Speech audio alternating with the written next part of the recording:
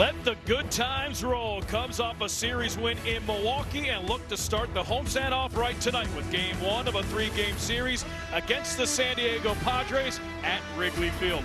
Welcome everybody here on Marquee Sports Network. Alex Cohen, Elise Menaker, and Taylor McGregor joins us shortly. Elise, before we start breaking down Cubs against the Padres, big series against Milwaukee with a big finish yesterday. Yeah, and you had a great call, my friend. So shall we take a look back at it? We shall. It's our Prevagen memorable moment. You were saying it, a huge win for the Cubs against their division rival, Jacob Webb.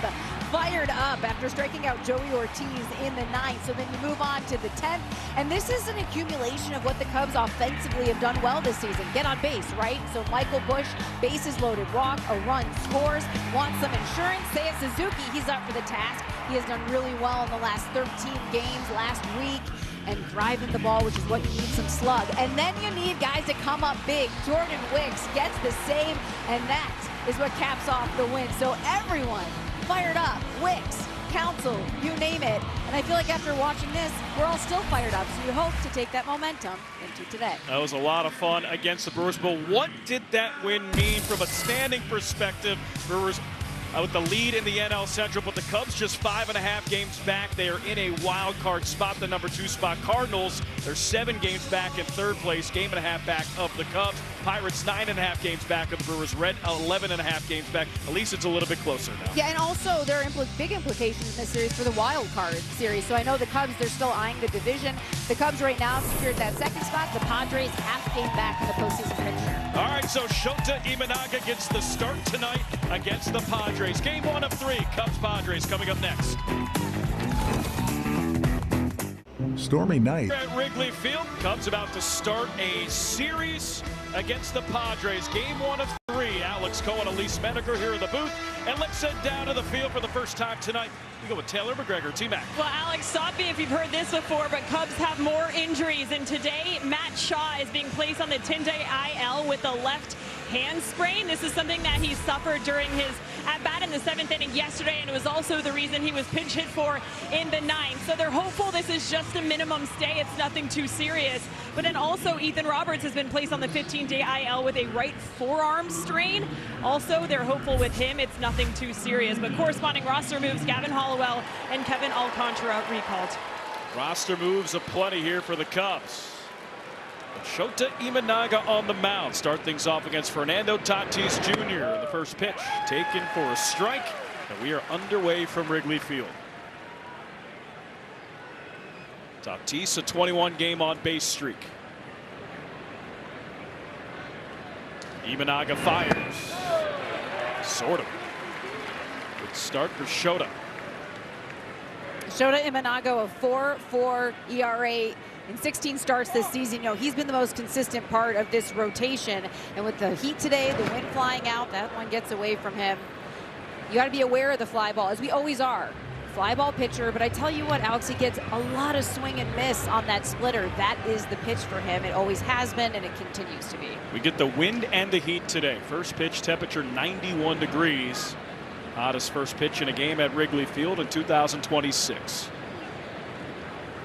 1-2. Got him. Splitter from Imanaga. 1 up, 1 down. And Shota Imanaga going with his pitch to start this game. That splitter working it down. Tatis chasing it, which is what you see. Swing and miss, chase with this pitch. That combination is what makes Shota so good and what's really going to just carry him, try to limit those fly balls. 1 up, 1 down, 1 strikeout. By Samad Taylor foul. Talking about the swing and miss on that split. Elise Menaker coming into the game, 42.8% whiff rate on the splitter for Shota. When you look at a specific pitch for pitchers this season, say like Christopher Sanchez and his changeup, it's Shota on that splitter that has the highest chase rate, and you add the whiff to that as well. Speaking of, here's the usage. Did not include the strikeout to Fernando Tatis Jr., so bump those numbers up just a little bit. 0-2 pitch. Swing and a miss, strike 3.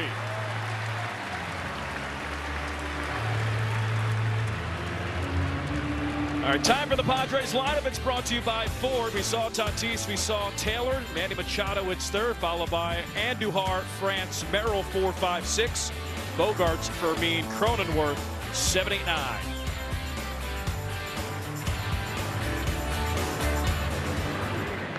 Good start for Shota. 2 up, 2 down, 2 punch-outs.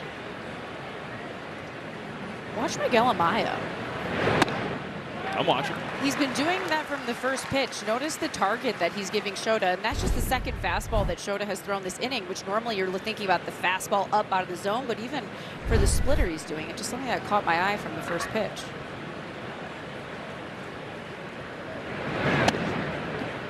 Machado takes a 92-mile-per-hour fastball. Manny, a down year by his standards, hitting 188, but still 15 homers.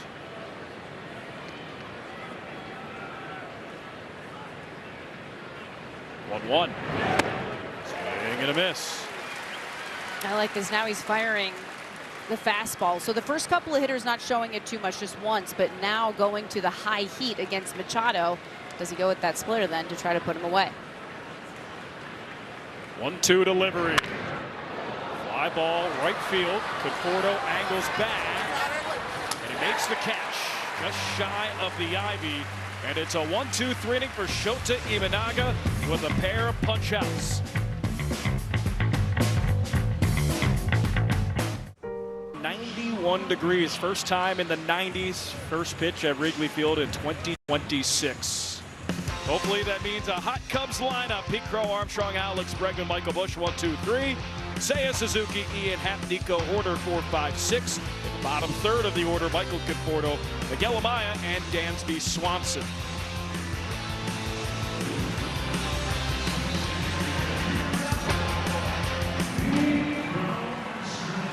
Griffin Canning, 11th appearance, 9th start. Pitched well against the Cubs last year when he was with the Mets, but he struggled this season. Yeah, so you see the 7.38 ERA on the season. If you look at the month of June, it is 7.80, not much better. He's needed openers the last 2 outings. Trying to find some recipe there to have success. And last time out, it did not go as planned. He only completed 2 outs, and it took 40 pitches. Not necessarily efficient.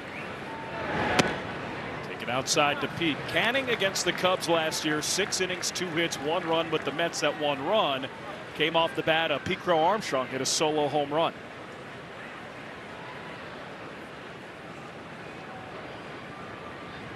(2-0).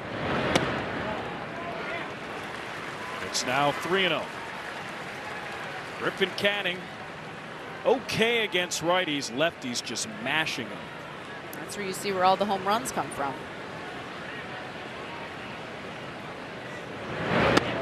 Called strike, over 1,000 OPS for left-handed hitters against Griffin Canning. Pete Crow Armstrong, obviously a left-handed hitter.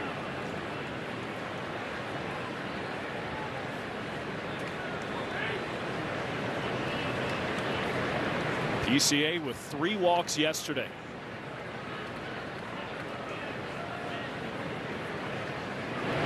And he adds 1 today. Leadoff walk here with the first. This is where Canning could run into problems today because the Cubs, they do a good job of working at bats, working their walks. Canning can give up walks, but then what can happen with this Cubs lineup, you get 1 swing of the bat. Now, ideally for the Cubs, especially in this weather, you score in bunches. For Griffin Canning, that's his 27th walk in 42 2/3 innings.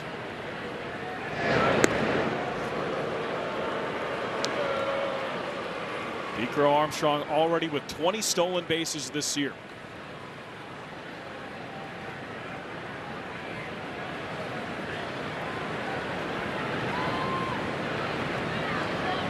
The pitch.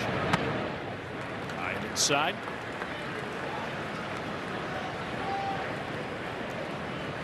Last 10 for Bregman, 4 for 34. Yesterday, runs scored.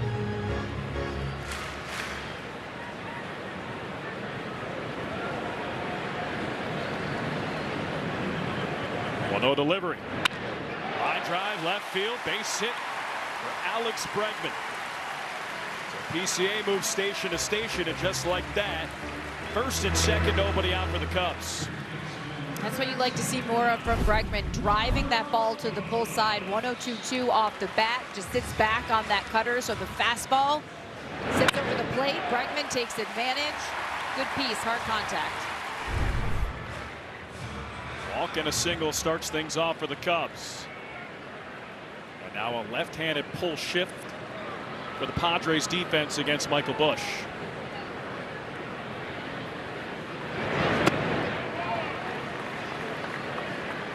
See the shortstop, Xander Bogaerts, pretty much directly behind second base.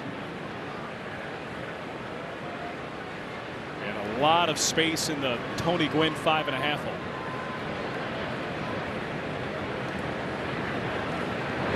Swing and a miss.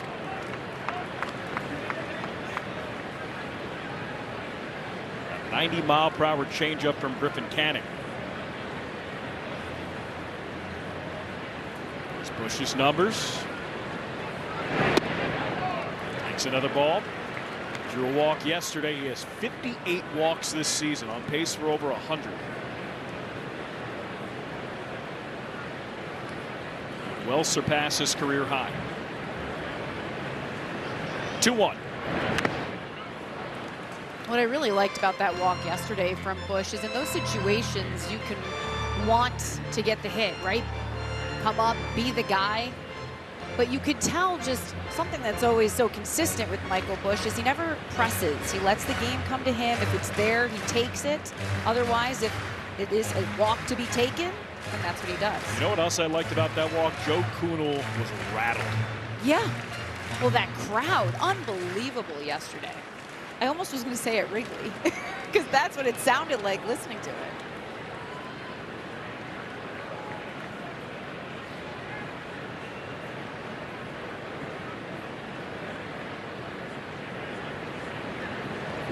Two. Ball off foul. As much as I love Wrigley North and that atmosphere, Wrigley Field on a summer evening, a little bit better. This, to me, is what defines summer in Chicago. It's baseball. Yeah. It's baseball. Look at this place.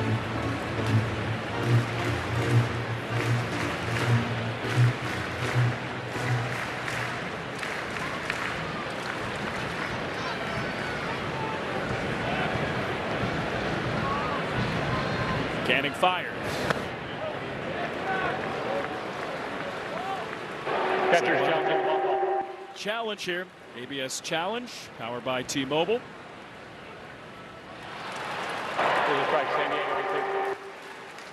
Challenge accepted. So Busch strikes out looking. And a successful challenge for Freddie Fermin. Seiya Suzuki.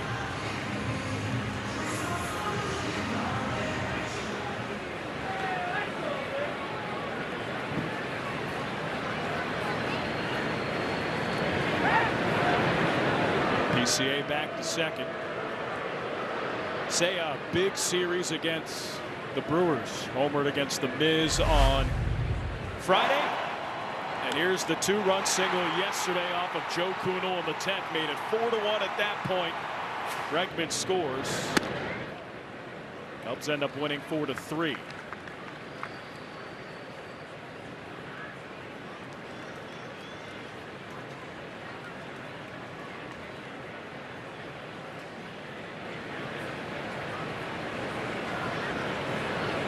One-0 delivery.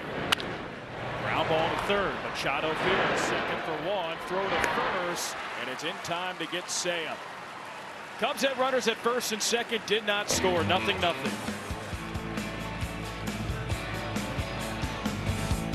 Imagine a tumor. Time out for our keys to the game, brought to you by your local Hyundai dealer. Elise, what do we got? It is heating up, and you can decide. Is it the weather? Is it the offense? Is it both? I'm going to go right now. Why don't we just say bold? Solve the puzzle. So I hope Craig Counsell like puzzles, because that is what it's going to take right now to manage his pitching staff with all of the injuries. But so far, you know, pressing the right buttons and doing the right thing. And then when there's a puzzle, there's a centerpiece. There's a center Pete. This team will go as Pete goes. He's done a nice job in that leadoff spot we saw in the first inning, just finding ways to get on base. So that walk rate is up, driving the ball. He's got the power. He's really solidified that top spot. Center Pete, I like that. Thank you. Appreciate that. Play on words. I think of these keys all day. I wish I was kidding. Yeah, that doesn't shock me.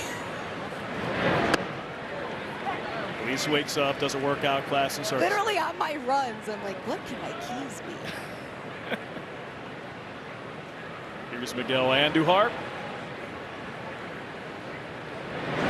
Swing and a miss. So Shota in the first struck out Tatis, struck out Taylor. Got Manny Machado to fly out to deep right field. 0-2.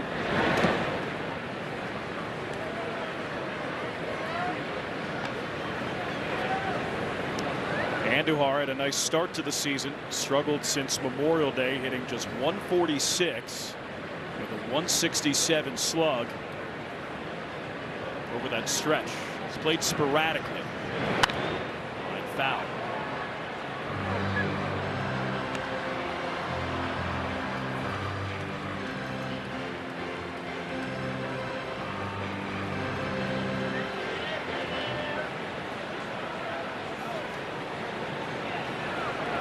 Imanaga fired. Soft liner, shallow left. Happ races in, can't get it. Ball's in front of him, and it's a leadoff single for Andujar in the second. All right, Abby and the Chicago Cubs are teaming up to strike out cancer. Roughly 241 Americans are diagnosed with cancer every hour. For each Cubs strikeout at Wrigley Field this season, Abby will donate $241 to Cubs charities. Abby, people, passion, possibilities.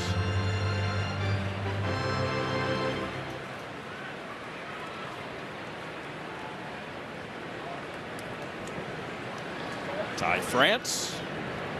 Nice series against the Cubs when the two teams played against each other in April. He's back in the lineup after a few days. I should say really starting in the lineup. So June 26th was the last time he started, got hit by a pitch, stayed in the game, then had a weird slide, and now, like I said, getting the start again. Well, no. High drive, foul ball. For all of the offensive struggles that the Padres had, and they've had them, Ty France and Gavin Sheets, you know, unofficial platoon that the Padres have had, they haven't been a part of that. They've been really productive. As you were talking, that's what I was thinking, is you've got to include Gavin Sheets in that, just that first base spot, because really offensively, they're bringing pretty similar profiles, just from different sides of the plate. Swing and a miss.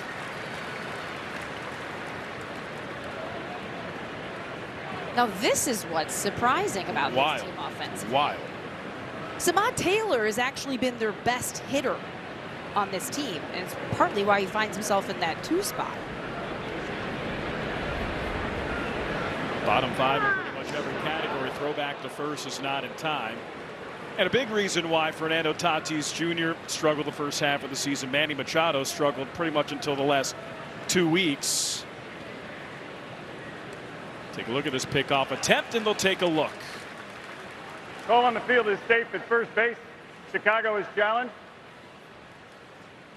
All right, they're taking a second look. A second opinion is always a good idea. Get yours at Northwestern Medicine.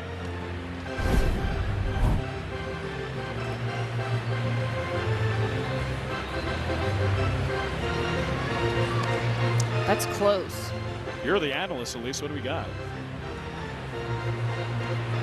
See, I'm just the play-by-play guy. I don't have to make that proclamation. You just turn to me. When it gets really hard, you just say, well, I mean, you went to Cornell. I think you got him. I like that angle. Shota, one of the best pickoff moves in the game.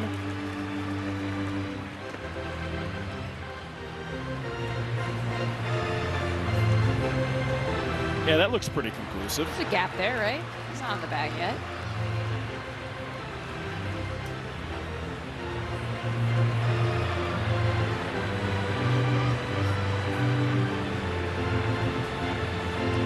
Tagged by Michael Busch on the pocket. If this gets overturned, it would take away a leadoff base runner for the Padres. Andujar reached on a little looper single and left. After review, the runner was tagged before the base. Ball on the field is overturned. Runner is out. Chicago would change their challenge. Nice challenge, Craig Counsell. Validation. Vindication. Cubs with 15 pickoffs this season. Imanaga, Matthew Boyd, Colin Ray.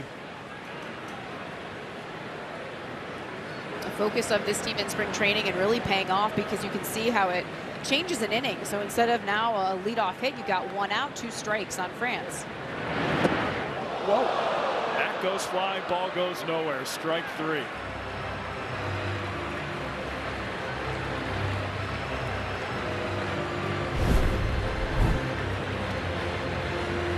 Hot day in front of the splitter, and whoa.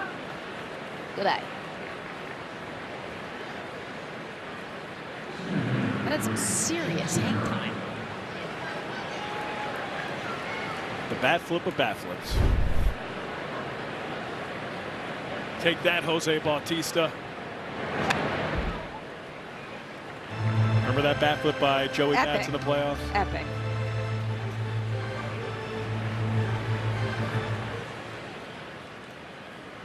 So now 2 away for Shota.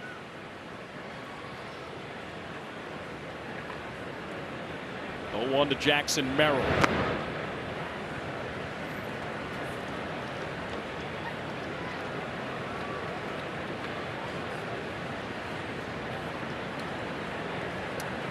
Merrill struggled this year, and over the course of his career struggled against left-handed pitching. Has a 663 OPS against southpaws, 800 OPS against righties. 1-1.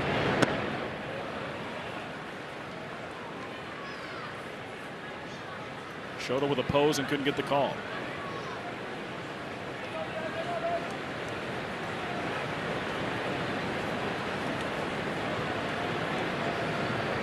Two 1.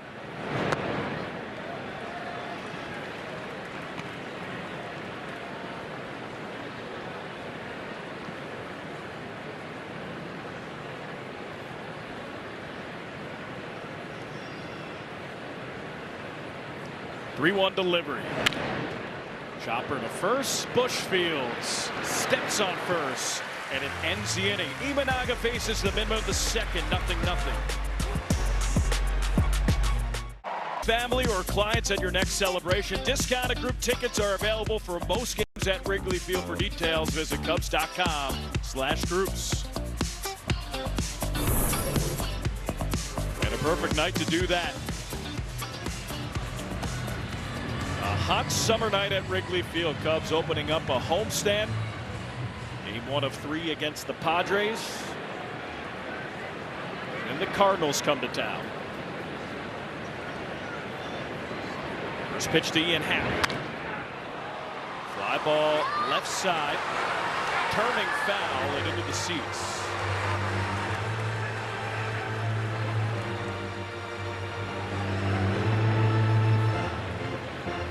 Cubs played the Padres on a West Coast swing back in April. Took 2 out of 3 there.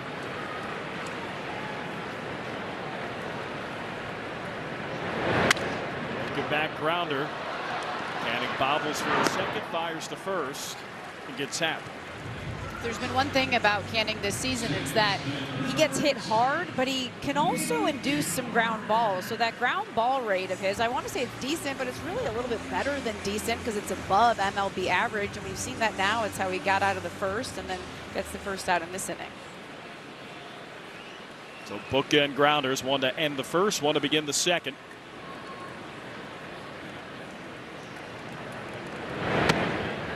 Nico takes a strike. Nico Hoerner starting to get back into the swing of things. 2 for 4 yesterday. 3 multi-hit games in his last 5 contests. I think he's a big reason why, as we see this offense producing in the way that they are, it's back to Nico getting on base, and extra base hits at that.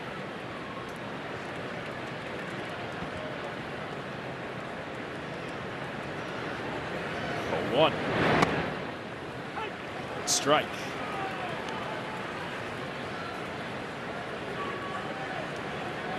Off the top of the zone, 94-mile-per-hour fastball.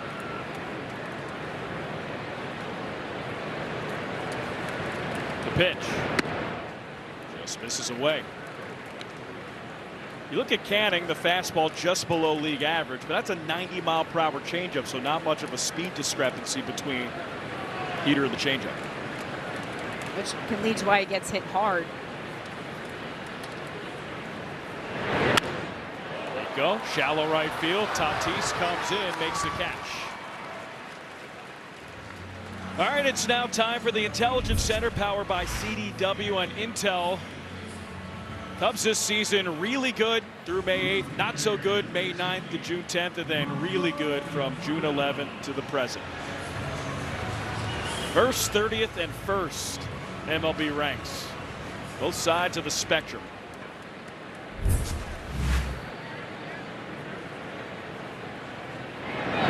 It's funny because I was looking at those stats and the graphic, and on the one hand, I kind of just want to say it's a streaky team. On the other hand, this is the part of the schedule that they should be taking advantage of. They faced the Rockies a couple of times. They took advantage of the Mets. Obviously, the Brewers are a tough series, but did a nice job there. Ball was a funky spin down the third base side, foul. Cubs over the last 16 games, best record in baseball, 12-4, averaging over 6.5 runs per game, 5+ runs scored in 11 of those 16 games. Look at that batting average with RISP, 274. Much improved.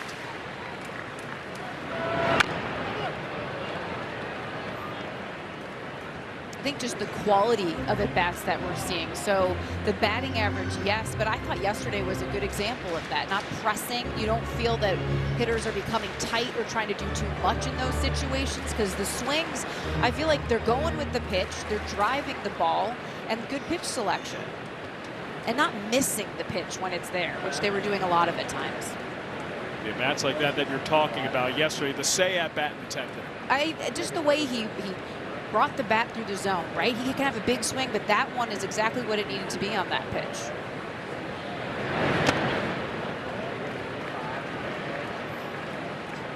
Game was tied 1-1 going into the 10th. Cubs scored 4 runs, make that 3 runs, 4 runs in total. Brewers scored 2 runs in the 10th, and the bases loaded, nobody out. Cubs got out of it, 1-4-3.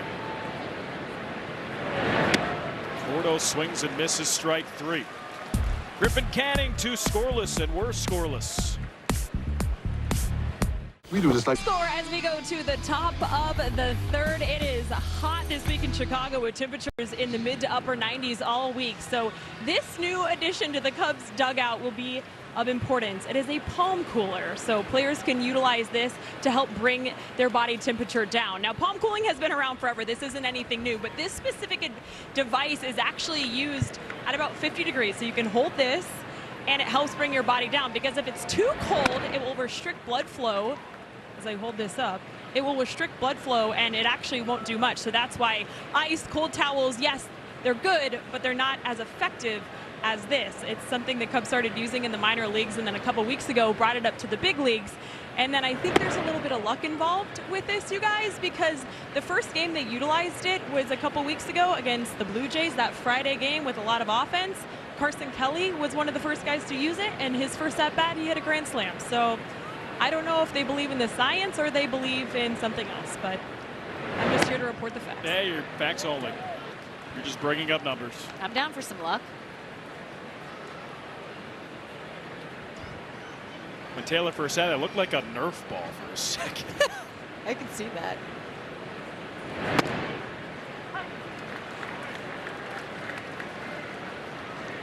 Shota Imanaga against Xander Bogaerts.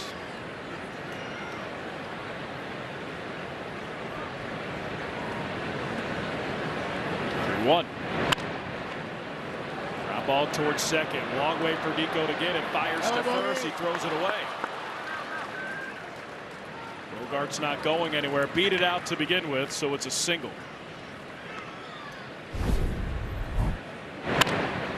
Shota does a nice job of getting the weak ground ball, but you can see the distance that Nico has to travel. It's going to be a tough play. Going on the back foot, and we've seen him make plays like this before, but this one probably one that he can just hang on to.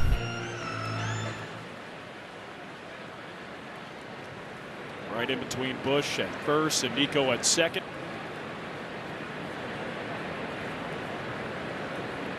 One on, nobody out for Freddie Fermin.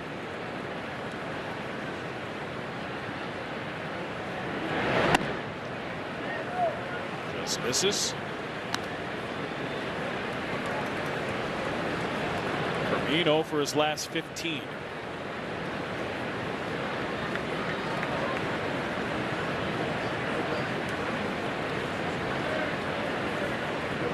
Well, no.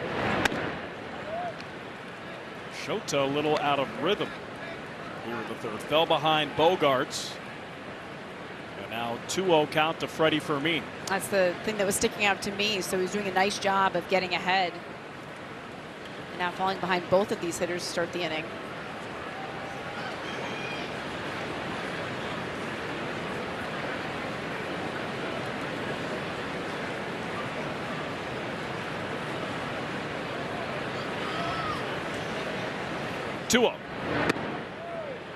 Called strike.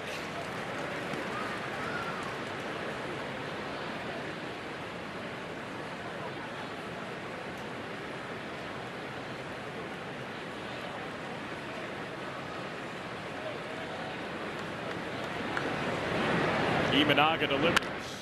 High drive center field. Pete comes in, can't get it. Back-to-back singles here for the Padres. Bogaerts and Fermin. And now first and second with nobody out in the third. So far, Shota's been doing a good job of burying the splitter. This one just catches too much of the zone, just a little bit too high. So Fermin drives this one into center field, and I go back to 2, as we talked about, Alex, when you fall behind, just trying to get back into the count. So we're going to get ahead here. Jake Cronenworth, first game since May 4th. Activated from the injured list. Placed there on May 5th with concussion symptoms after being hit by a pitch. Squares to bunt. This one to Shota. Spins and fires to first and gets Cronenworth. So a sack bunt. Bogaerts to third. Fermin to second. Little Baltimore chop bunt. Cronenworth does his job. Like you mentioned, the high hop. Shota takes a quick glance over at third. Makes the play nicely done to first.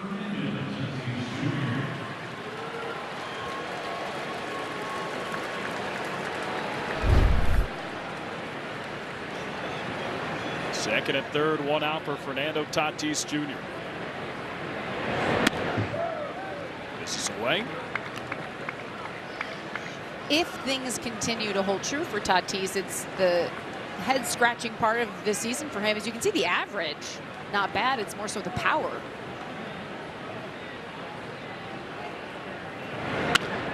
Ground ball to short. Dansby fields, fires to third, and they get Freddie Fermin. So they get one of the runners in scoring position. But Xander Bogaerts scores, RBI for Tatis, and it's 1-0 Padres. This is part of that high baseball IQ that Dansby brings to every single game. And so you're not going to get the runner at home. You don't need to go there necessarily, but instead of going to first, heads up, runner going to third, get the out there.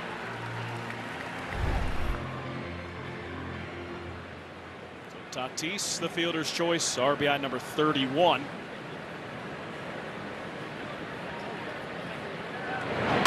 Taylor, line drive, left field. And a single for Samad Taylor.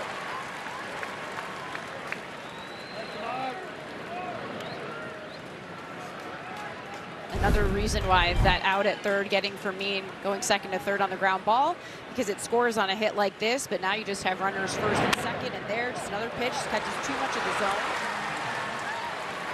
And now second time through, Taylor, he's been hitting for them. So 3 hits this inning for the Padres. Bogaerts single, Fermin single, Taylor single.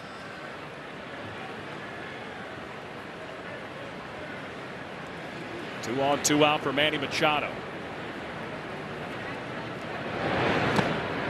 slow.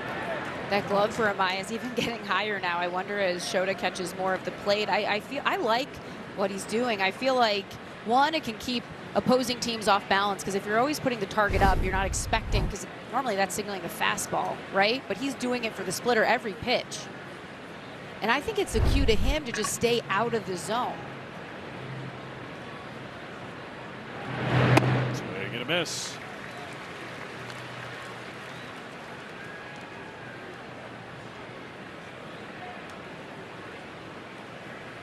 Taylor McGregor, what do we got? Yeah, so I talked to Tommy Hotovy about it, and he said it's something that they did to help him establish his sight line. So basically the top of the zone, his viewer is between Miggy's eyes and where he's putting his gloves. So they know that the chase is at the top of the zone and up. And so that's really where he's trying to throw it. Now he's doing it on every pitch, obviously, so he's not tipping his pitches. But this is something that they've been very, very adamant about during bullpen. So even in bullpen sessions, they were practicing it, and obviously we're seeing it play out for the first time in game.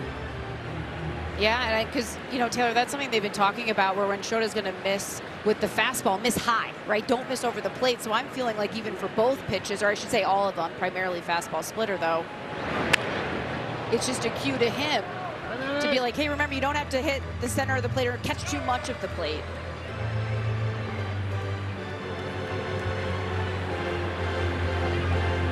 Splitter there to Machado. 1 ball, 2 strikes. Manny Machado still dangerous. 15 homers, 947 OPS in his last 17 games. 1-2. Broken back grounder. Shota tracks it down. Underhands to first and gets Machado. 1-0 Padres, middle 3. Everything.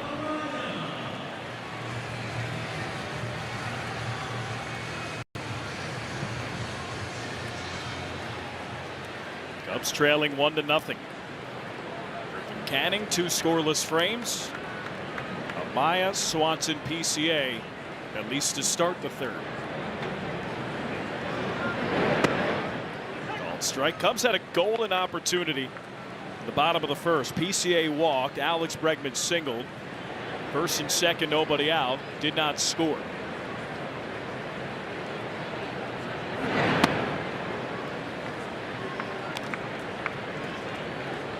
What we were talking about was Shota last inning falling behind hitters. That's what Canning has been doing a lot of. It was last inning the first couple he got ahead of.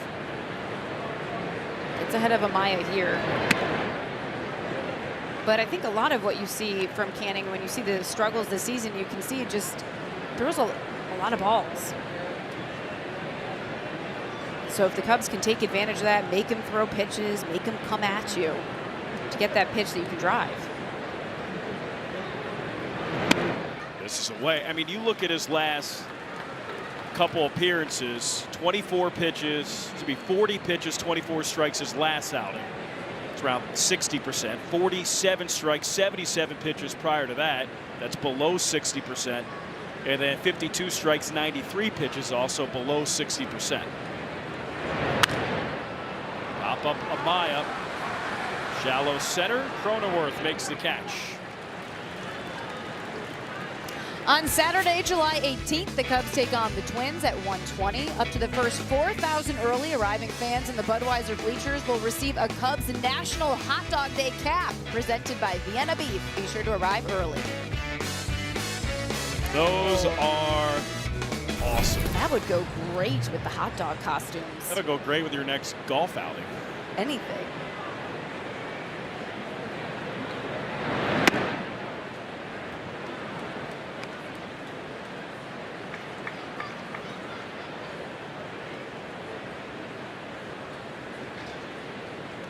Dansby Swanson. And the series of series against the Mets.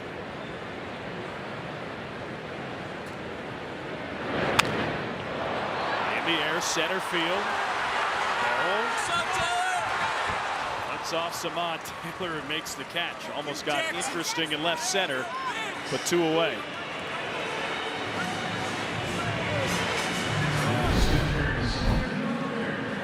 So So you can see that Merrill's calling for it. I got it. He sticks with it. Taylor, last minute, concedes. Maybe just, no, I was gonna say stepped on his foot. I don't think that. I think problem avoided. I was just holding my breath there. I didn't want to see a collision. Of course. Now with this place, it can be hard to hear. We know that. We see it all the time. So first trip around the order, Griffin Canning. Scoreless.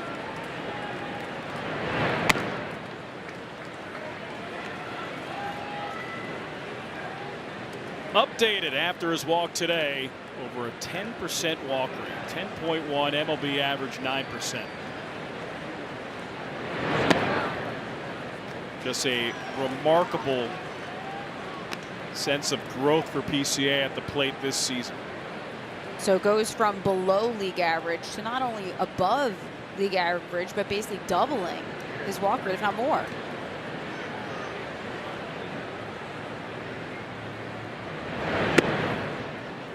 Strike.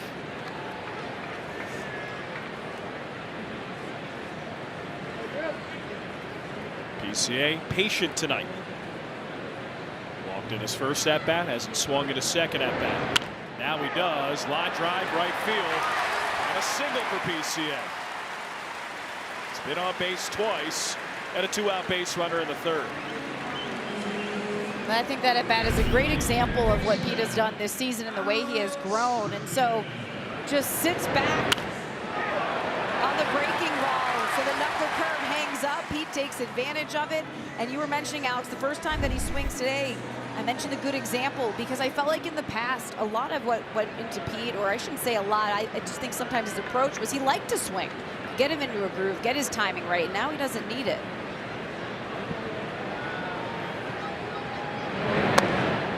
Upstairs to Bregman. Cubs looking for a 2-out rally. They got one in the 10th yesterday in Milwaukee.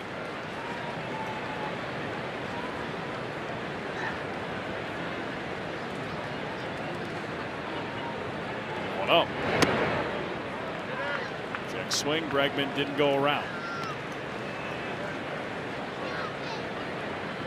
Another 2-0 count. Canning fell behind Bregman. First at bat, Bregman single.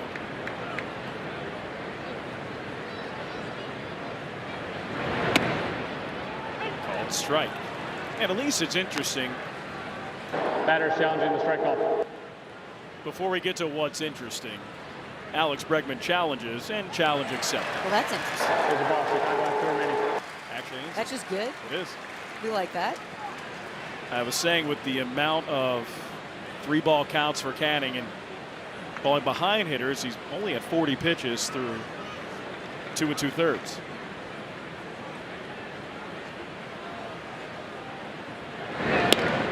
Alex, it's funny you mentioned that because it was in, I think it was like the second inning when I was looking at the pitch count between Shota and Canning. Now Shota was starting his inning, but it was similar. You would think it'd be higher right now for Canning. Pop up behind home plate. Towards the screen, caught. Freddie Fermin makes the catch. And it's 3 scoreless frames for Griffin Canning. 1-0 Padres.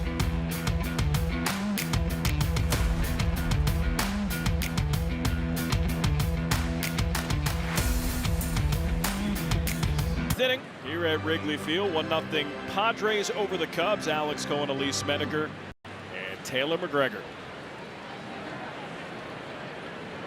Padres starting off a stretch, playing 17 of 24 games on the road.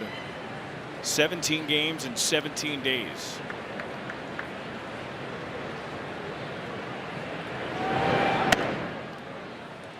It's a fun part of the season, Elise, because just past the midway point and starting to talk about playoffs and wild card, and the Padres half game back of the final wild card spot.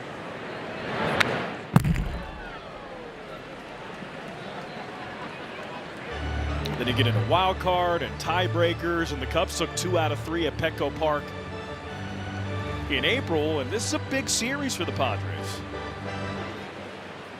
And for the Cubs. You want to get those wins.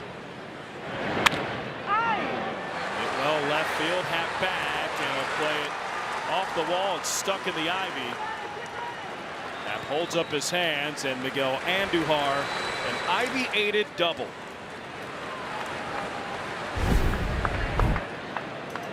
This is another splitter that Shota just leaves up. Andujar hits this one hard. It's caught in the ivy. He finds himself at second. I like to start the game. The secondary stuff for Shota was really working well. Now it feels like whether it's burying the splitter, meaning it's non-competitive in the ground, or leaving it over the plate.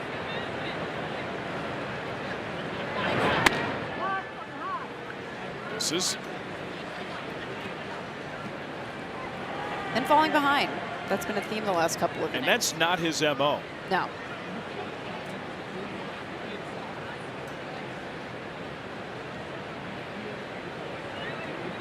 Well, no. Called strike.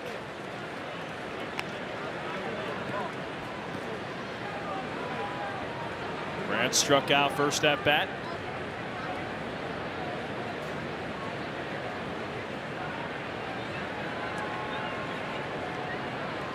1-1 delivery. Hit the center. Calls in for a base hit, picked up by PCA. Andujar stops at third. And now first and third, nobody out for the Padres in the fourth.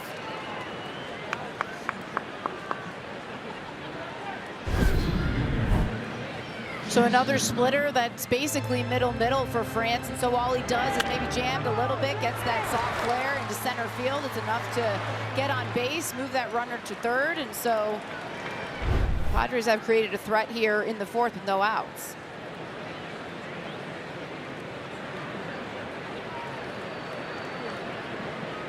Merrill ground out first at bat.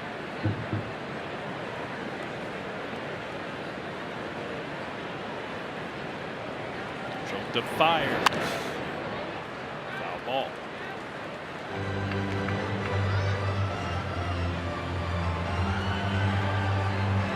Talked about the Padres struggling offensively. That being said, still over 500. Still a half game out of a playoff spot. Playing better in their last 2-3 weeks. 9-7 over the last 16 games. Called strike. And you were talking about the wild card implications, and not just what it means for the Padres, but also for the Cubs, because you want to keep stacking those wins. I would say in a game like this, take advantage of a starter for them who has been struggling. Their bullpen is very good. That's probably the highlight for them so far this season. Swing and a miss. Strike three. Merrill looked uncomfortable, and a big strikeout for Shota. And he goes with the sweeper here, just keeps it down, gets Merrill to chase. Good location, good pitch. It's a strikeout.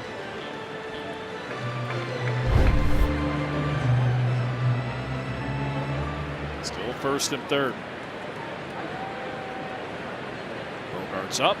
Single and a run scored first at bat. Swing and a miss.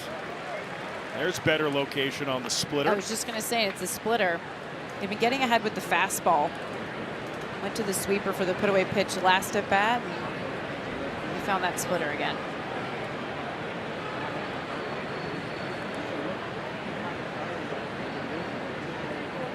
A one. A drive down the left field line, and Xander Bogaerts takes that one into the corner. One run scores. Runner stops at third. Xander Bogaerts RBI double. The Padres double up their lead. It's a 2-0 game. So Shota goes back-to-back on the splitter. We said good location to start the at-bat, but then again, this one, similar location to what we've been seeing when the Padres are taking advantage, just catching too much of the zone, needing to work it more down. So Bogaerts gets a hold of it, goes down and gets it. Knocks in a run. It's double number 5 for Xander. And now getting into a precarious spot in this game. 2-0, Padres lead. They have runners at second and third, one out.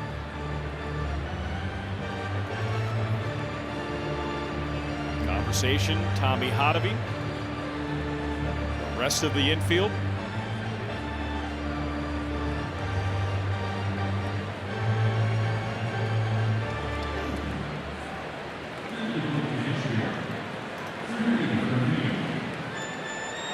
Ready for Mina.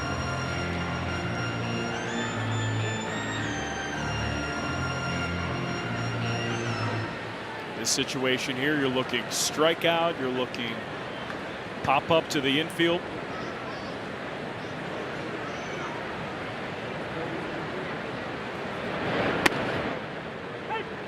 Strike.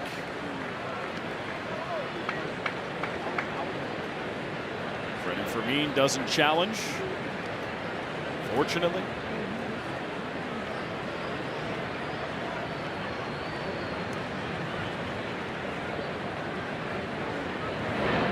Swing and a miss. 0-2 count to Fermin, and this is the territory at least where Shota can bury a splitter. At 0-2. Fastball's been working well for him, using it to get ahead. It's the one he's throwing the most strikes with right now. There you go, fastball, I go splitter. Split the. I like the idea of the splitter. Just got to be located.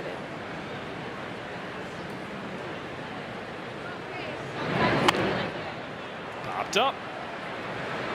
Bush makes the catch, and Shota gets the pop out there. On the fastball, and so just sticking with what's working right now. Had to throw that in there. On the fastball. You didn't. I was waiting for you. How could you leave it out? So, well, yeah. you got it right, Good so job, I let Elise. To pat myself on the back. Try to be nice. Saying maybe the splitter. Jams Fermin. Good job locating it. So he was doing a good job with the fastball of locating it up in the zone, not giving in. Jams Fermin, and now he's got a couple of outs.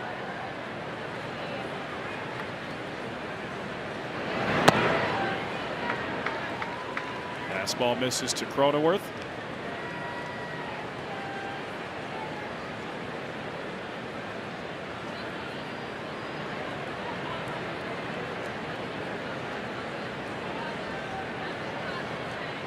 One out.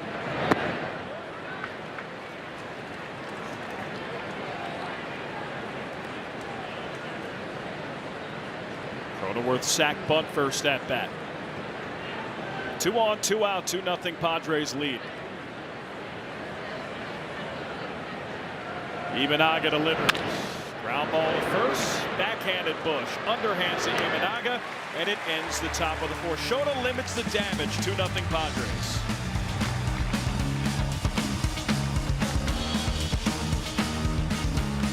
Ball presented by Tasty Trade, and the ball stays on the mound. Come season ticket holder Nathaniel Adams with a $3,000 Tasty Trade jackpot, and he won. Victory! Congrats to Nathaniel for winning tonight's edition of Outball presented by Tasty Trade. Stocks, options, futures, crypto. Yeah, look at me. I still got it. Ryan Willis, you bet you do.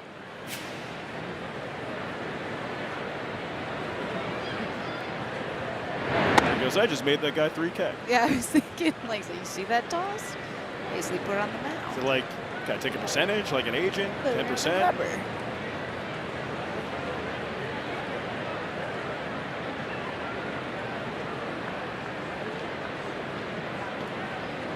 One out.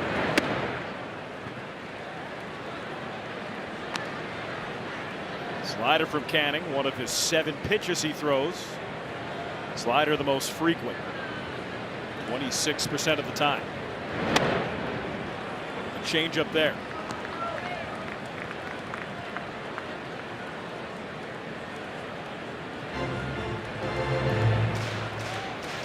Steps out of the box.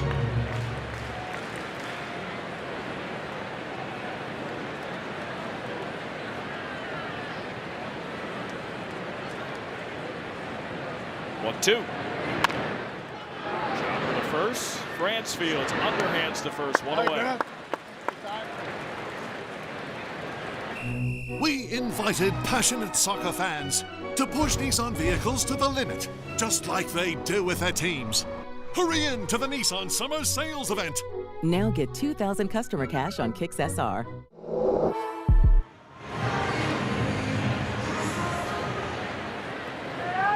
Seiya Suzuki up with 1 out.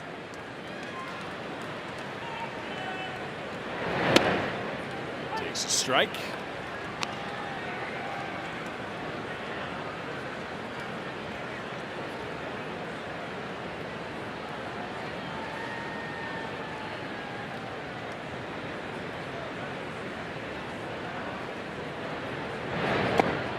Away.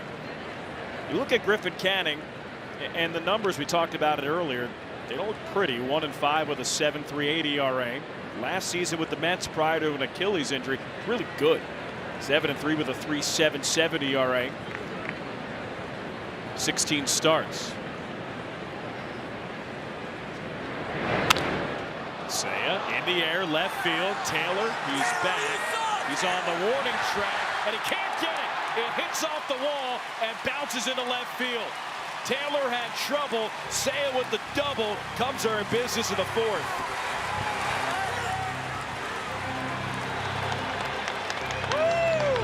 This double is brought to you by Elgin Hyundai, home of the 20 years and 200,000-mile warranty on every new car.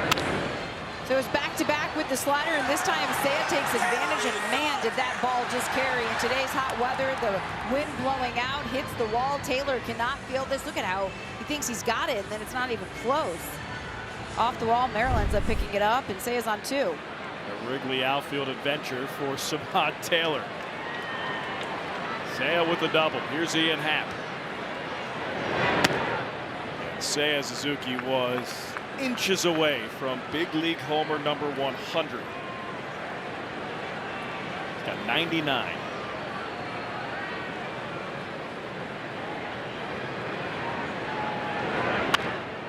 Drive foul ball. I mean, you got to be thinking on a day like today, there's no chance a 2-0 score is holding or lasting that long. I won't say no chance. Odds are probably not. Lower, thank you. Sure. So you're telling me there's a chance. Telling me there's a chance. What's all this 1 in a million talk?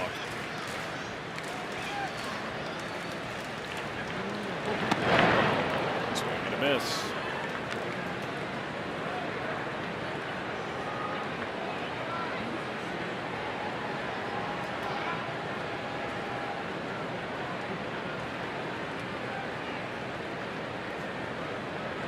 Getting fired. Back at the screen. He just missed that. His 17th homer of the season in Milwaukee.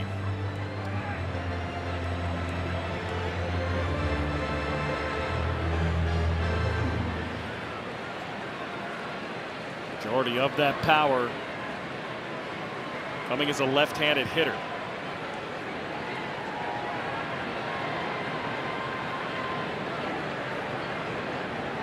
Two. At least you look at Ian Happ against right-handed pitching, swinging from the left side at 885 OPS, 13 of his 17 homers. Slugging percentage in the 5s.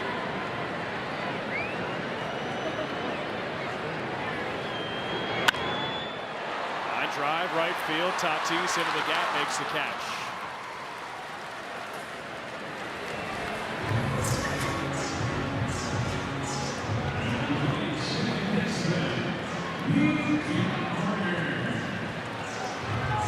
Contact from Ian. And a meeting at the mound before Nico Hoerner steps to the plate. This is a situation that you like to see Nico in, because with the contact, especially that he's been making lately, but really just his profile as a hitter, someone who can put the ball in play, find the gaps. That's what you need right here. It's a spot that Nico Hoerner was so good at 2025. Came up at a big spot in Milwaukee on Saturday. 2 outs, line drive, single to right. Brought in a run. And I like how he went the opposite way in that at bat. He's got the ability to pull. For a lot of hitters, that's your power. That's where it's coming from. But spray it around.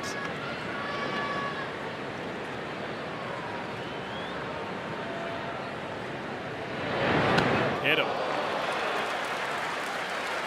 Well, he won't get the chance to hit with runners in scoring position. Hit by a pitch on the first pitch.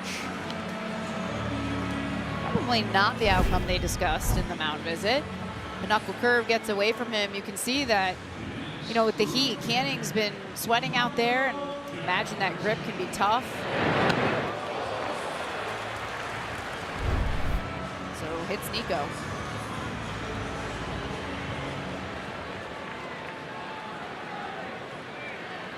No action in the Padres bullpen.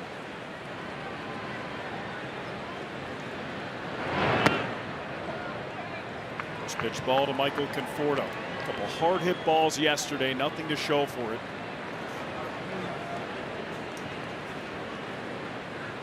Two balls to the warning track against Brandon Woodruff. Tapper foul. Conforto starting in right. Matt Shaw placed on the injured list today.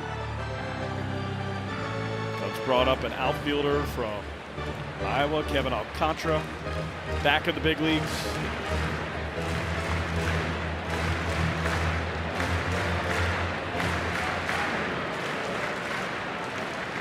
There's a Jaguar. 1-1. Line drive, right field, base hit, Michael Conforto. Seiya rounds third, no throw home, and the Cubs are on the board.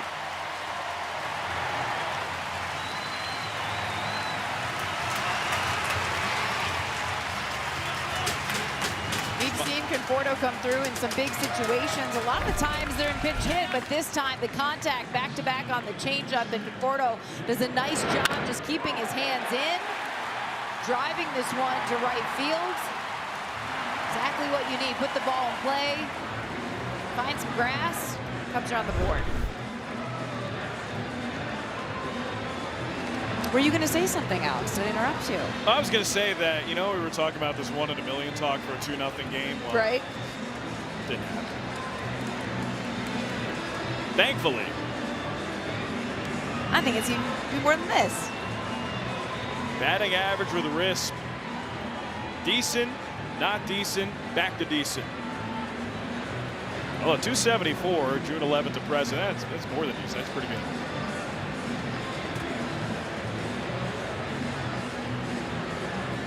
Yeah, I mean, I look at the batting average and then also just the quality of the at-bat. Something just feels different this time around, like as opposed to the struggles and what we were seeing. And sure, of course, when there's results, it's going to feel different. But I'm talking about just the swings, the contact, the pitch selection.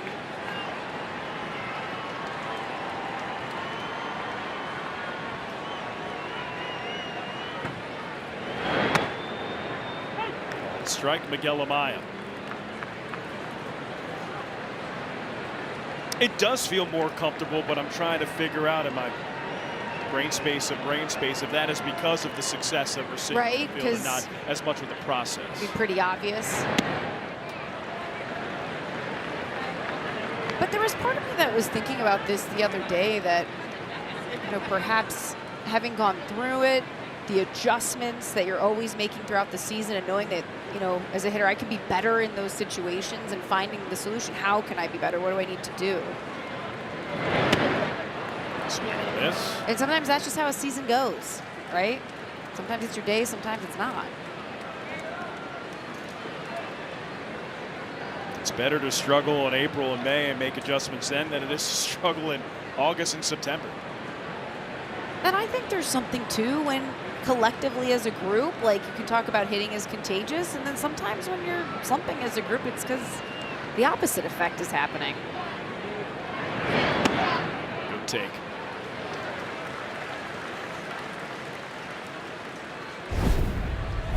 Yeah, this is like what we're talking about, right? Not pressing, not trying to chase things. This one starts out of the zone, finishes out of the zone, and Amaya doesn't bite.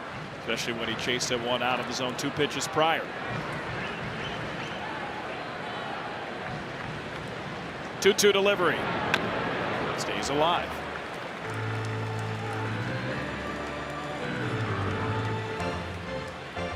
So Canning basically goes back to the same location, this time with the fastball. Looks a little bit more appealing to Amaya, so he tries to just fight it off.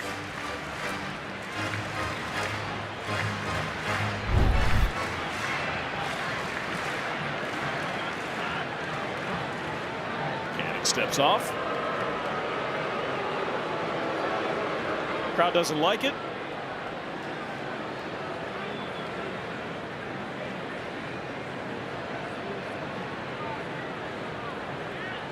Two. Wave and a miss, strike three. He chase. Maya strikes out swinging. Cubs get a run. Trail 2-1.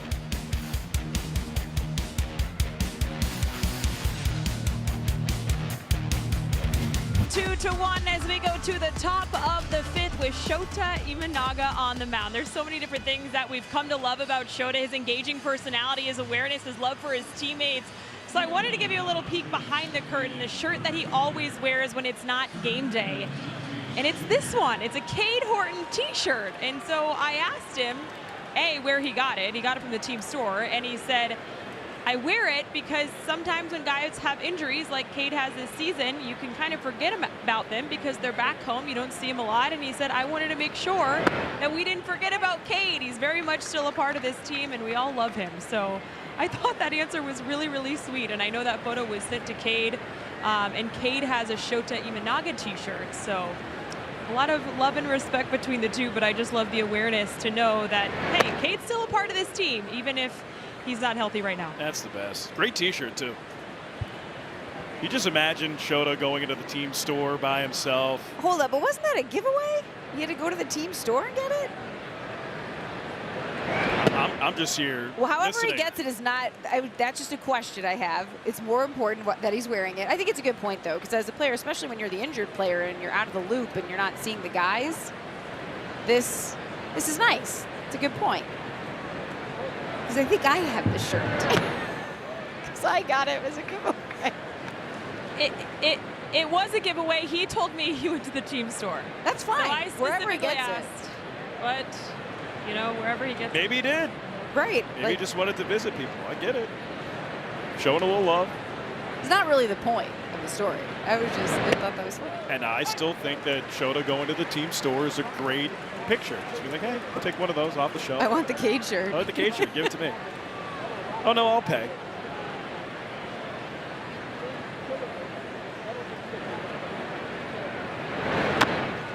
Swing bouncer.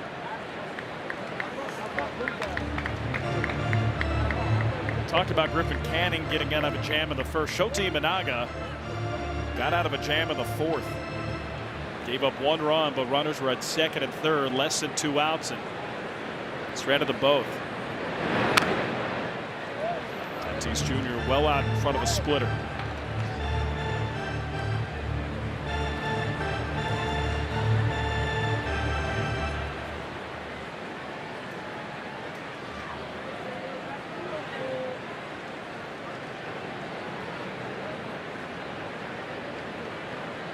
Shota fire.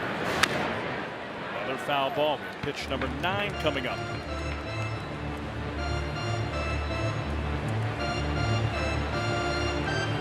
Got Tatis in swing mode. I'm almost wondering if you just try to locate that four-seamer's been working for him. You just get it up out of the zone.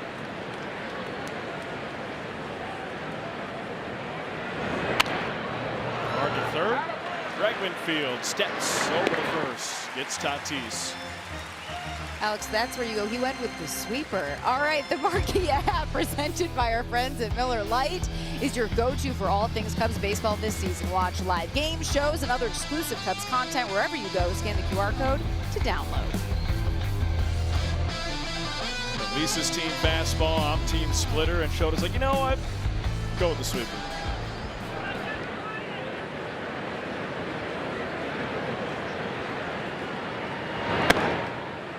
Fastball high at 93. The interesting thing is he's throwing the sweeper more tonight against righties than he normally does. And that's something that I've noticed. Called strike. I mean, coming into today's game, through the four-seamer 44% of the time, and the splitter about 38% of the time, sinker about 7% of the time. So that's 90% of his pitches, essentially right there, around 85 actually. So there it is again. Locating it in on the righties. It'll obviously work away from the lefty hitters. Maybe It's another way to, you know, be moving. So he's got the north-south game going, and you get that east-west game going.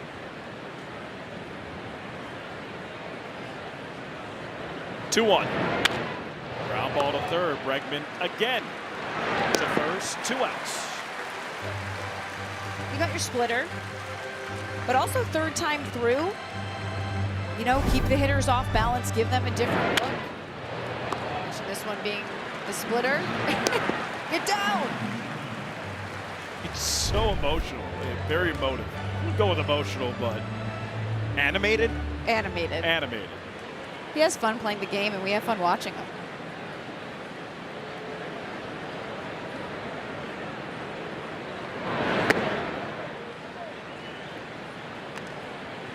Another sweeper to Manny.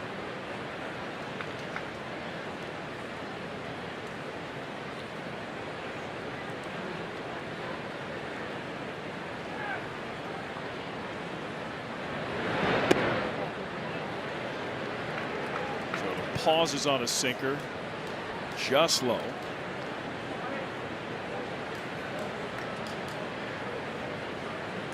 Cubs down by a run. Padres running the third, running the fourth. Here in the fifth, and he takes a strike.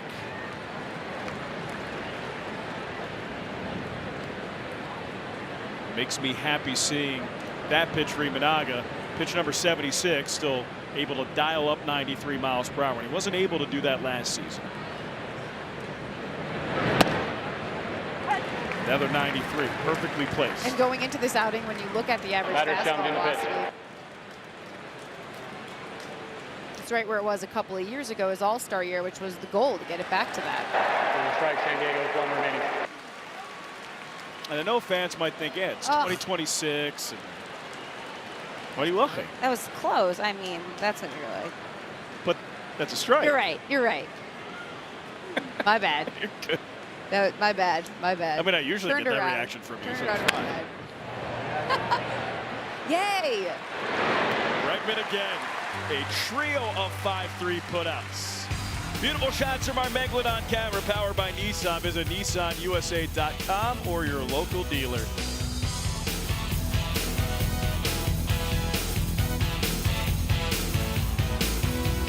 Happy 3-day-old birthday for Madden. Hoping for him to land 3-0 Cubs record. Go Cubs go. Elliott, 2 kid. So cute. Very on brand for 4th of July coming up.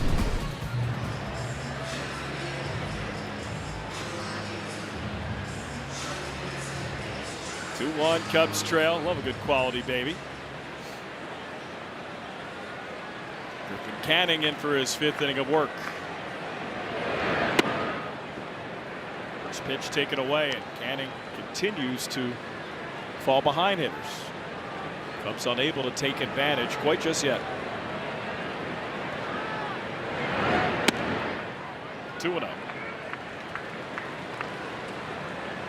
Canning has been working the 4-seamer. Dansby's good at hitting the fastball, so you'd like to think if he were to come in at any point in this about with the fastball, you have a chance to just sit on it if you're Dansby. Does line drive right field. Tatis can't get it. Goes all the way to the wall. Dansby to second, holds up there. It's a leadoff double.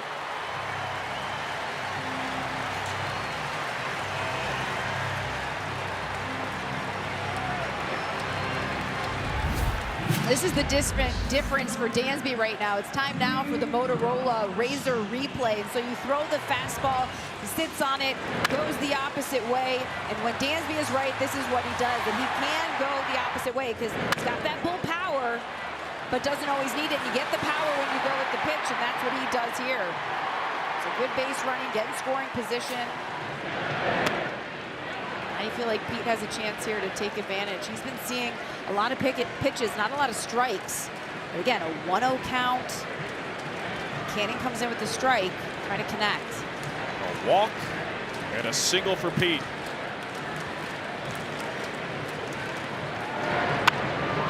And foul. Like how he tried to go with that 90-mile-per-hour cutter. It's thrown outside. He takes it opposite way.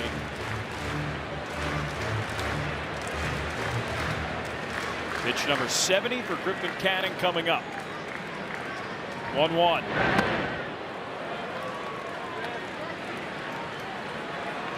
Goes back, same pitch.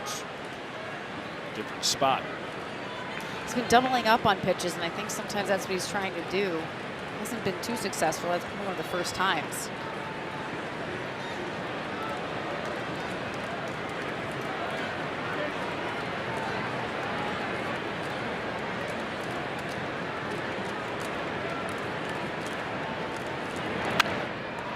Popped up. Left side. Bogarts makes the catch.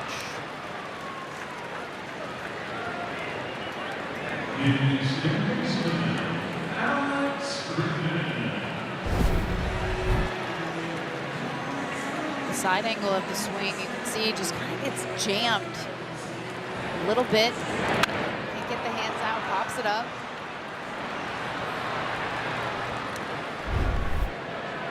Back to the dugout. Away to Bregman. Bregman single and a pop out.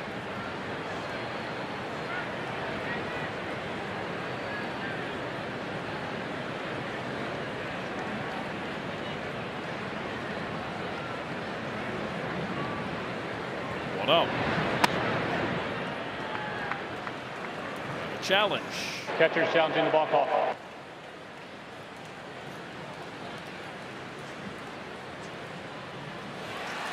Hey, San Diego has no challenges remaining. that's good for us. We figured it out in the fifth inning. Got this. We're okay, people. Called a ball, it is a ball, and the San Diego Padres are out of challenges.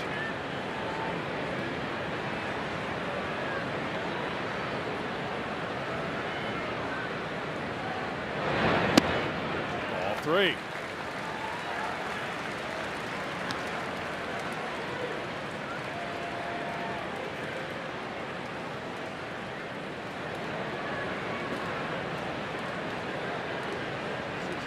Padres have a lefty warming up with a bullpen. Kyle Hart. Ball 4. Bregman walks. First and second, one out. I would imagine we'll see a pitching change here.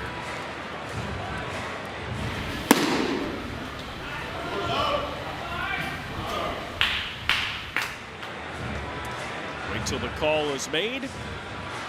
And there it is. Pitching change is brought to you by Lakeside Bank. Lakeside Bank, it's about time. Pitching change in the 5th.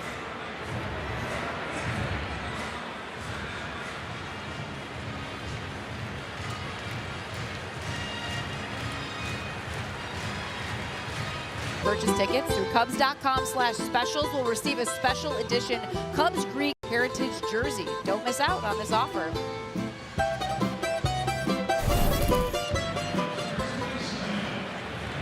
Kyle Hart, the new pitcher, making his 19th appearance. What in the 2026 version of a left-handed specialist. Can't really have those in this era because of batter minimums, but comes in to face the lefty Bush. You saw that ground ball rate, so to your point, kind of along the lines of a specialist.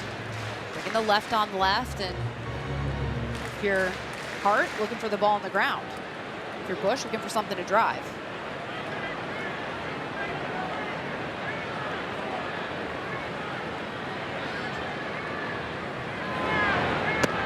This is low and away.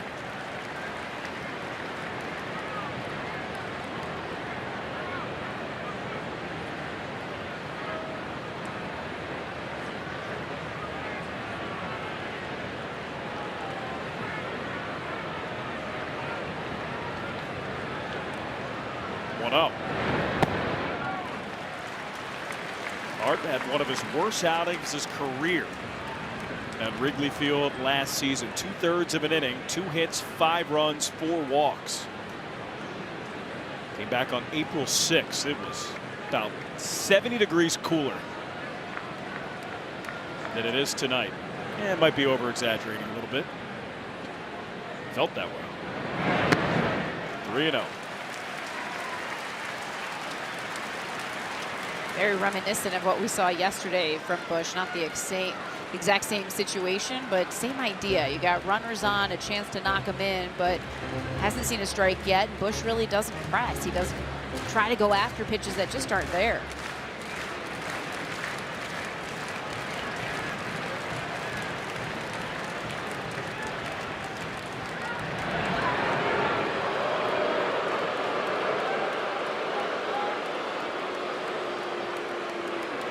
Kyle Hart keeping Dansby Swanson honest.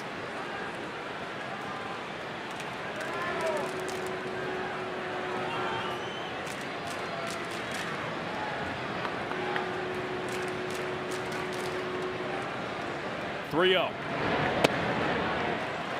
0-4. Again, no challenges for the Padres. So a walk to Michael Busch. Bases loaded for the Cubs.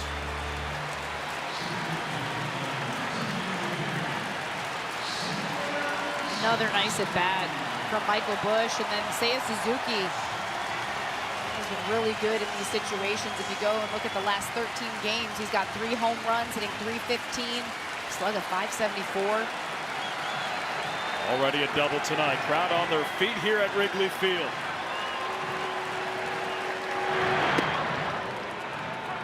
It's in a breaking ball for a strike. A huge spot. Backs full, 1 out, bottom 5. Cubs down by a run. The pitch. In the air, center field.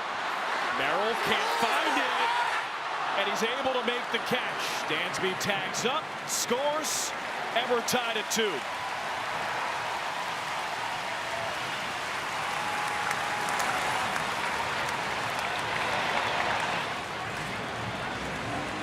There was a second there you thought that this could mean more runs for the Cubs, because Merrill losing it in the lights, asking Tatis for some help, but then last second finds it while blowing a bubble. Dansby Swanson watching it the whole way, so good situational hitting from Seiya, gets the sac fly, run in, tie ball game.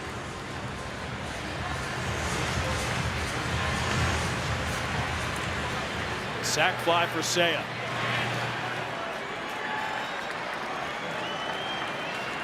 Brand new ball game. This pitch outside to Ian Happ.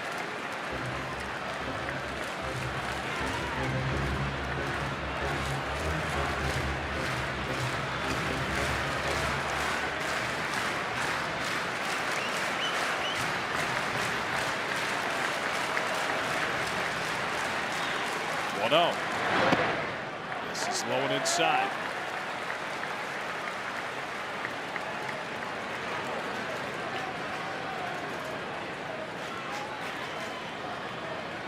Beautiful night and a great atmosphere at Wrigley Field.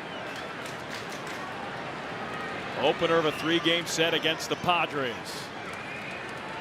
2-0. Cubs have been very patient tonight. Team that leads the league in walks. They've drawn 3. And a 3-0 count to Happ.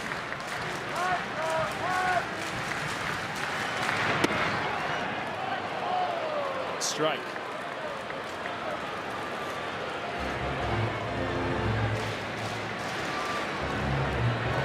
A generous called strike.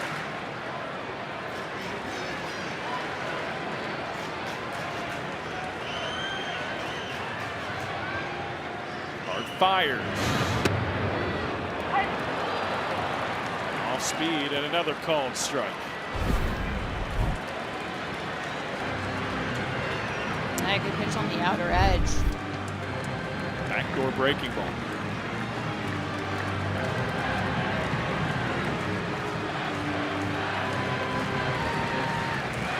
Full count, 2 outs.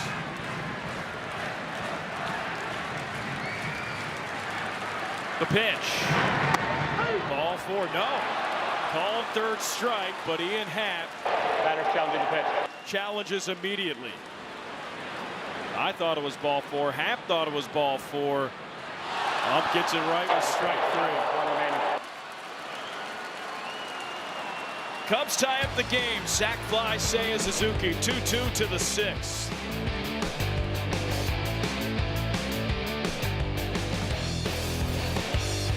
Lottery app to play today.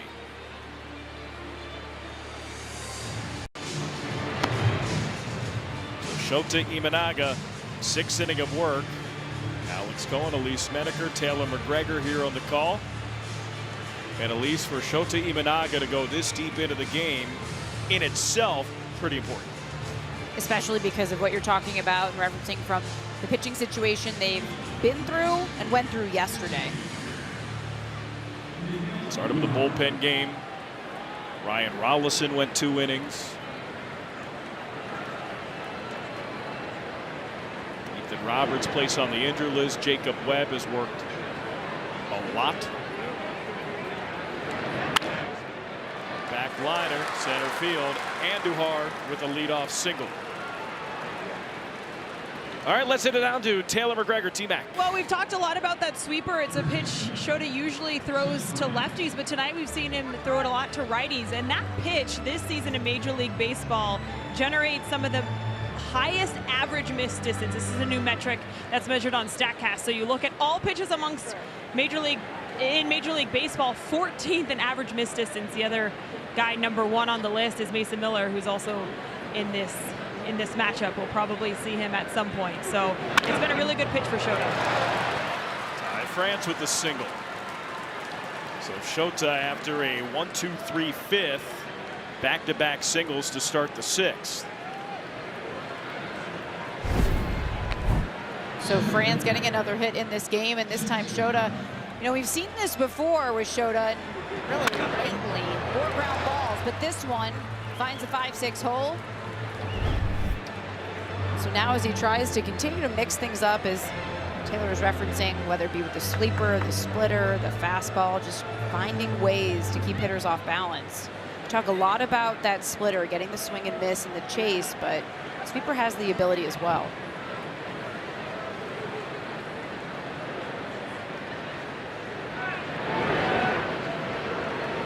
Shota bluffs a throw back to second. Shota's allowed 9 hits, which ties the season high. Arrow squares to Bud, and he offers.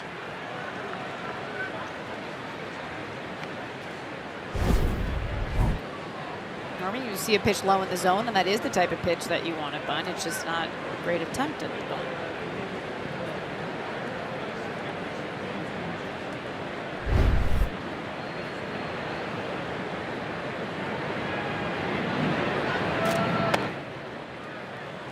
Upstairs.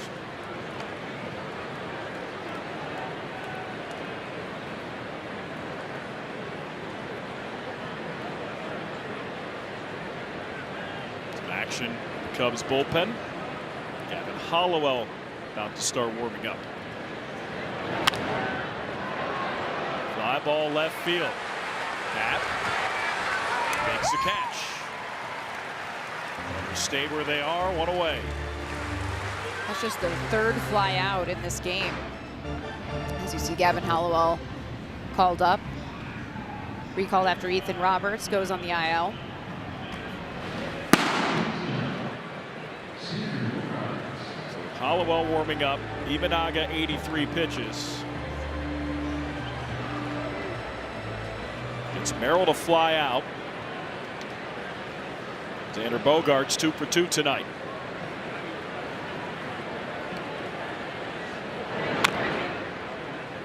Chops it foul.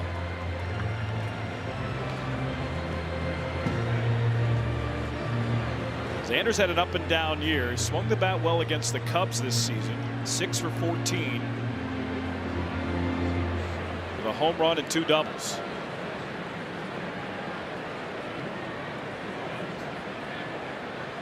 A 1.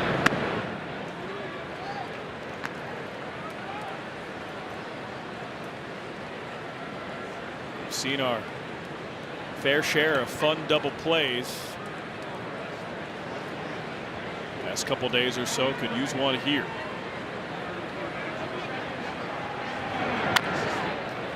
Shota fields with the runner at first. Smart play, gets the out.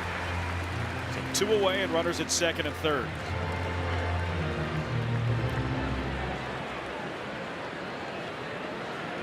This has been a theme for Shota. I've talked about it before when I've been on the sideline as they mix in the sinker. That's been one attempt to get the ball on the ground for Shota. I mean, this is going to be someone who's a fly ball pitcher. That's not going to change his MO and what he does, but especially in conditions like this, if you can just find opportunities to get the ball on the ground, whatever you can do to help. Green takes a strike.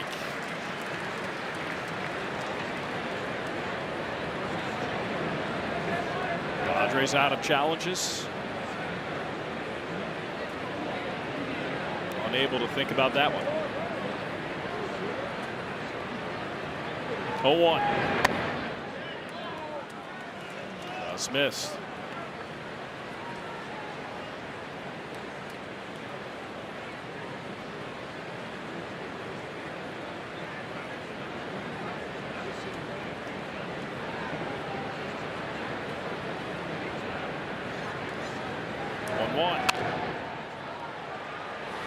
Fly ball right side, goes foul into the seats.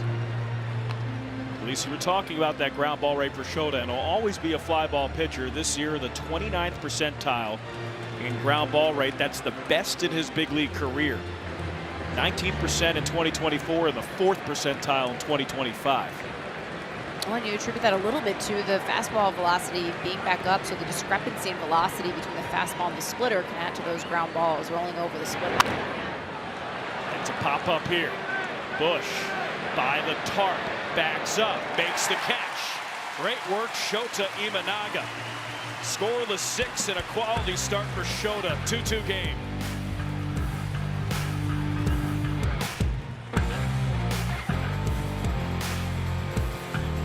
Ball Marquee Sports Network is brought to you by Toyota, official vehicle of the Chicago Cubs. By Prevagen, made for the brain. And by Wintrust, different approach, better results. Bottom of the 6th inning, 2-2 game, and Shota Imanaga, job well done. All indications it's the end of his night.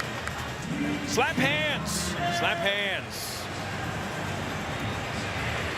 And if Shota is done, quality start for Cubs starting pitching. That's the first one in 8 games. Last one,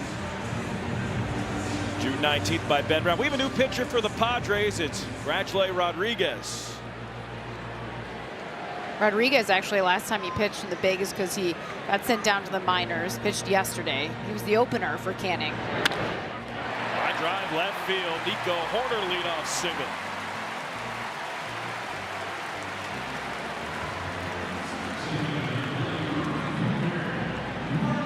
Hey, you know, that's a huge inning that Shota got out of, just to kind of put a cap on that. Enormous. The inning and also the day, where these are all conditions where Shota could easily, as a fly ball pitcher, see some balls leave the park, and that was not the case. He did not get up a home run today. He battled. First and second, nobody out in the 6th, no runs across the plate.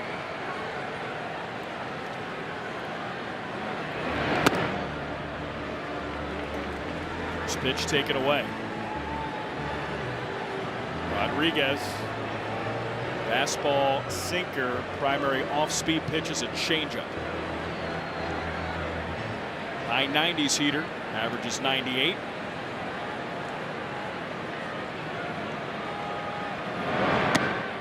This away with a changeup. We talk about the Cubs dealing with injuries, and they have. Padres made some roster moves today. David Morgan, one of their relievers, IL with left knee inflammation. Jake Cronenworth activated from the injured list, missed nearly 2 months due to concussion symptoms. Good changeup.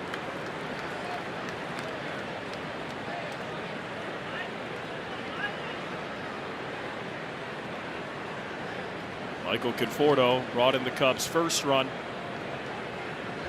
An RBI single. Starting in right.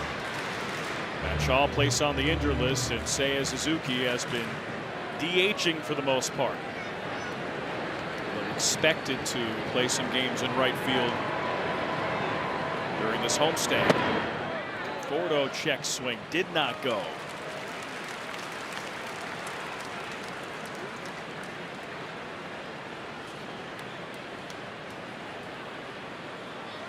Here's Matt Shaw. Cover on that left hand.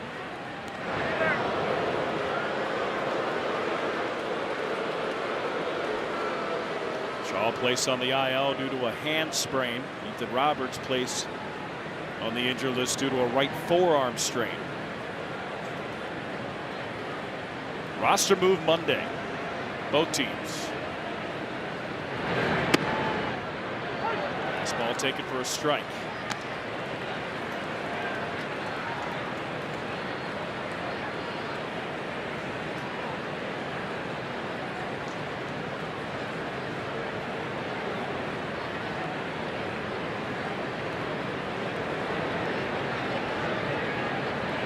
Three, two, Horner's off. Ground ball hit to short. Nico slides it safely. Now the throw to first. It's not in time. Nico Horner disrupting the Padres on the base pass.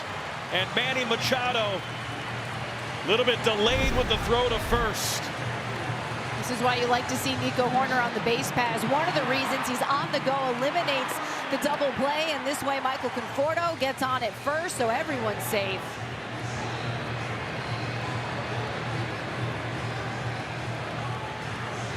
No hit, no error, but a fielder's choice.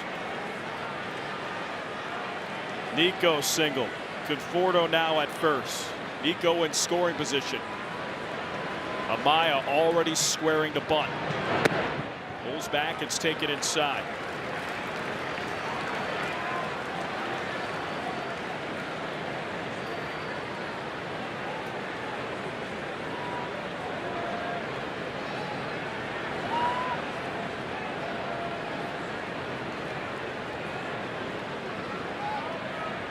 Rodriguez fires. Called strike.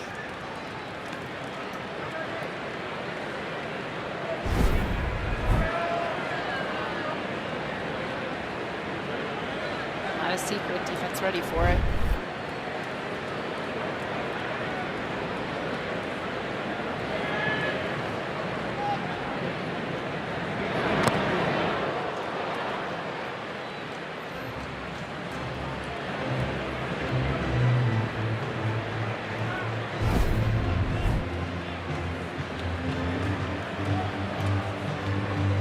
Ouch.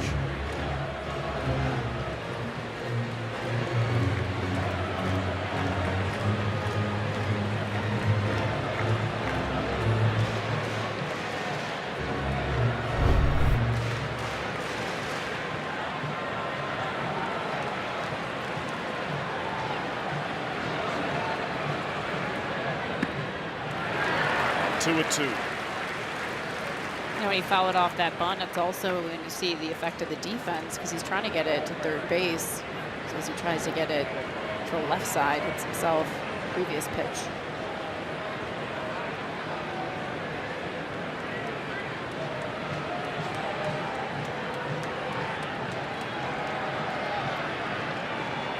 It's back. Swing and a miss. And Nico steals third.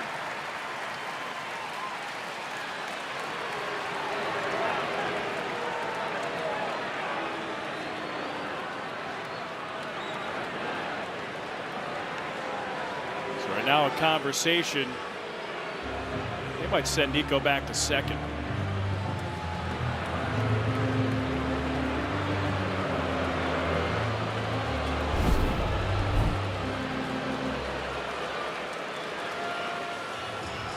Oh, interference. Yep. Miguel Amaya and his backswing. It's Freddie Fermin. Tough.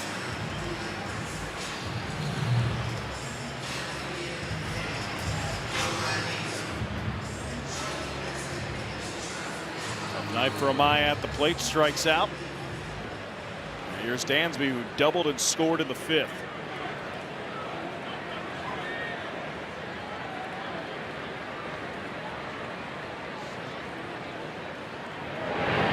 Swing and a miss.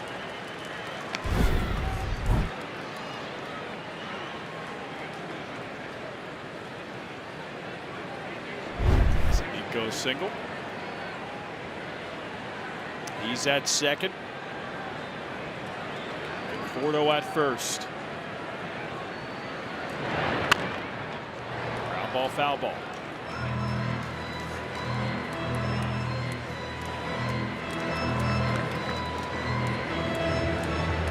So a pair of changeups to Dansby. In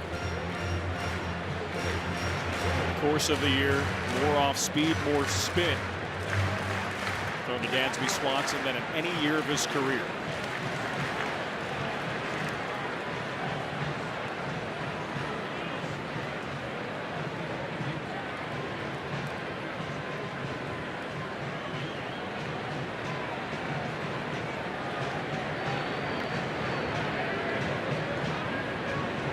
Oh, 2. Wave and a miss, strike 3. 3 straight changeups from Rodriguez. Back-to-back strikeouts in the 6th. Well, you said it, Alex. He goes with the changeup for a 3rd time, and that one, it's a competitive, good pitch from Rodriguez.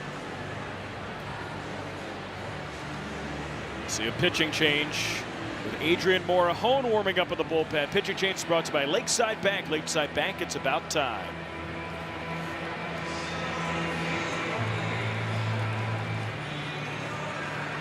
2-2 game. With runners at first and second and 2 outs. Crowd is having a good time here at Wrigley Field.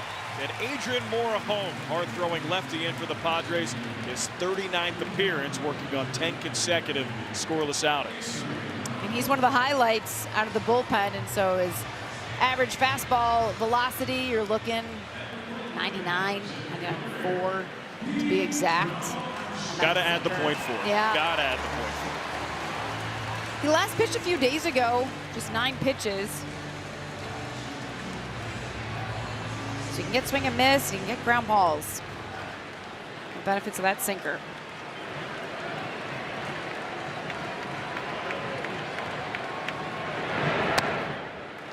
Fastball at 100. Taken high.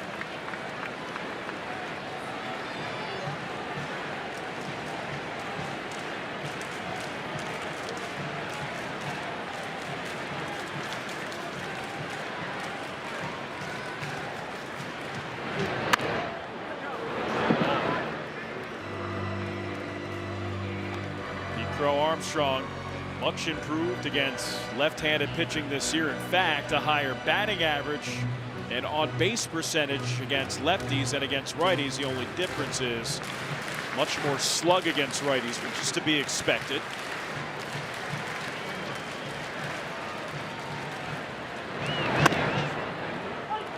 (101).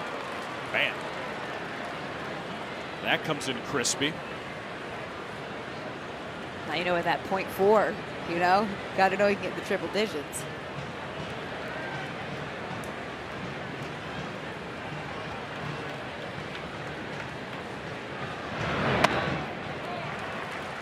He takes. 2 balls, 2 strikes, 2 out, 2 on for the Cubs in a 2-2 game.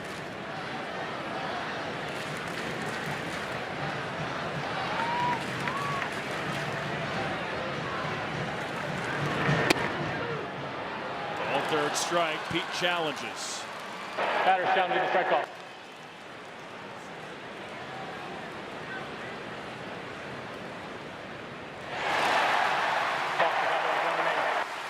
Challenge from Pete Armstrong.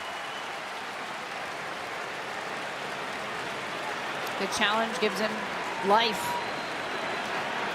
This turns into a huge spot. Crowd getting loud. Runners will be off on the pitch.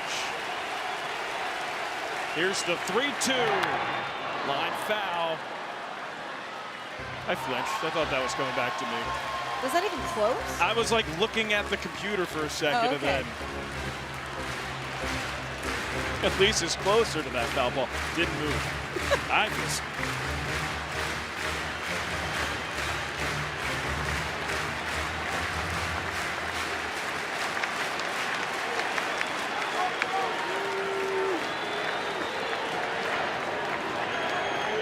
Morahone fires. Ball 4. Great at bat from Pete Crow Armstrong. On base 3 times tonight, and the bases are loaded.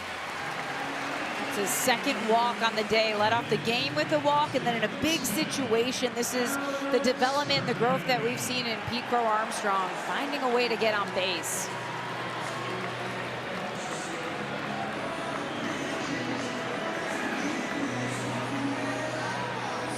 Talk to Adrian Morahone. And here's Alex Bregman up.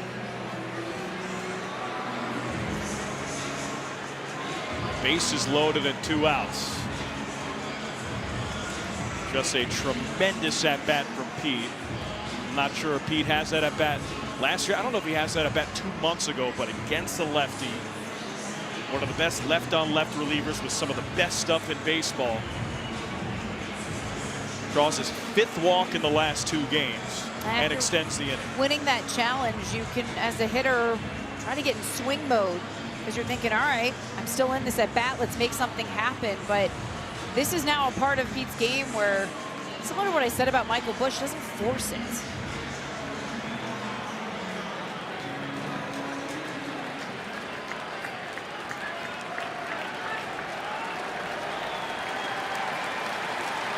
Adrian Morahone against Alex Bregman. First pitch. Called strike.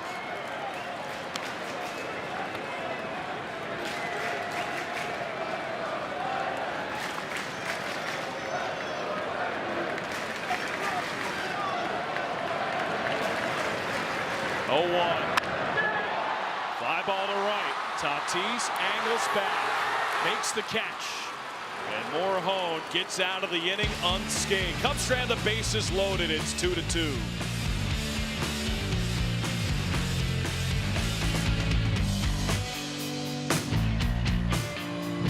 Score the ultimate Vegas experience the next time the Cubs walk it off at Wrigley. Scan the QR code now to enter the Circa Walk-Off to Vegas sweepstakes for your chance to win. And if you win, take me with you. Love me some Vegas. Shota Imanaga, surprising on the mound to start the 7th. Lefty up, Jake Cronenworth. Gavin Hollowell, a righty, has been warming up in the bullpen.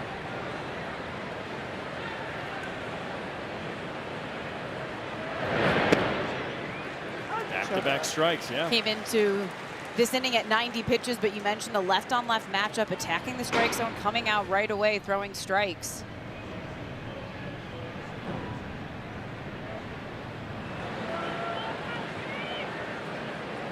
Oh, 2.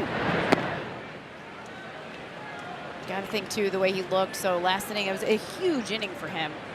He was up a couple of hits and then 3 straight outs. Now you have the matchup. I'm going to get this out and pass it over to Hollowell. 1-2. Chopper foul. You look at the Padres lineup. It's Cronenworth, a lefty, up right now. Tatis, righty, up next. Samad Taylor, righty, up right after Tatis. Padres stacked it with righties today. Just Merrill and Cronenworth, lefties. Foul ball. Here for Cronenworth into the seats.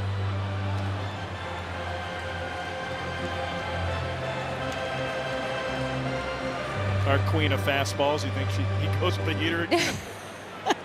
Elise Medeker, queen of fastballs. And he's been working that sweeper. Goes Splitter. King of Splitter, where were you at? I was deferring to you.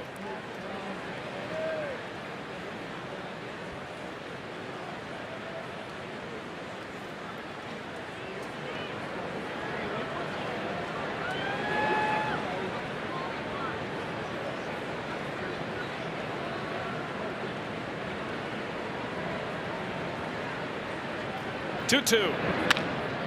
Rolled over to second. Nico gobbles it up to first. Gets Cronenworth. And now, Shota Imanaga. Ball game finish. Quality start official. Yes?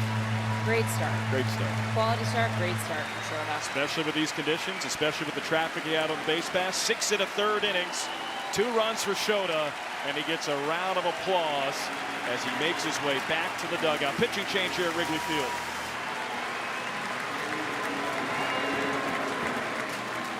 Brought to you by National Car Rental. Speed, control, winning, confidence. Shota had it all today. So it was 6 1/3, gives up just a couple of runs. And more importantly, especially on a day like this, no homers. So now 3 of his last 4 starts, homerless. Keeping the ball in the park, especially when a bullpen has been taxed. Asking all you can need and doing it all. So Gavin Hollowell. Look at Shota.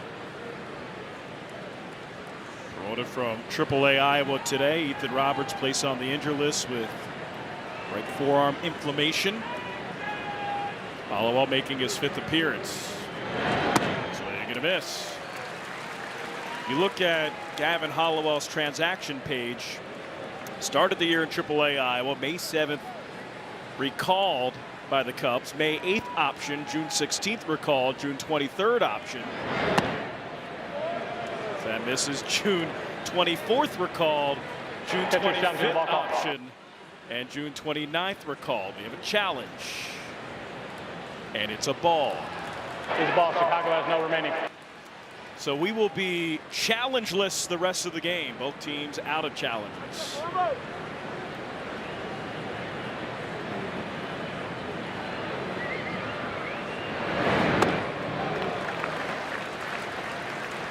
Pitch by Hollowell.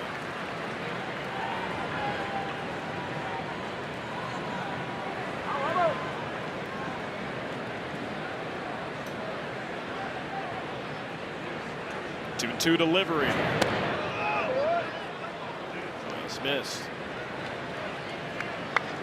You're mentioning that transaction page for Hollowell, and that's just going to be the name of the game right now. 1, when you have options. 2, when you have the injuries the Cubs do to their staff. The third just goes foul.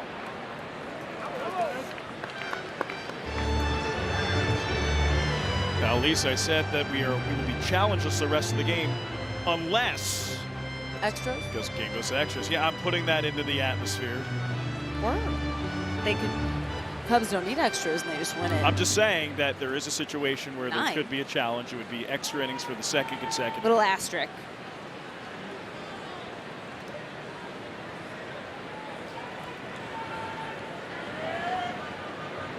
Three-two. Got him. 95 and painted from Gavin Hollowell. Ring him up, sit him down, 2 outs. Hollowell coming in and attacking the strike zone, and that's just a great location for the fastball and doing a nice job of mixing up his pitches, not shying away from Tatis going right at him.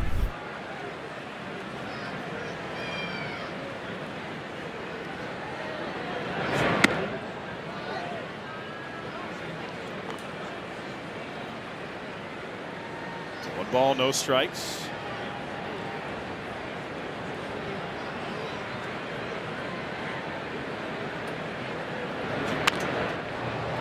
Towards third, and it goes foul.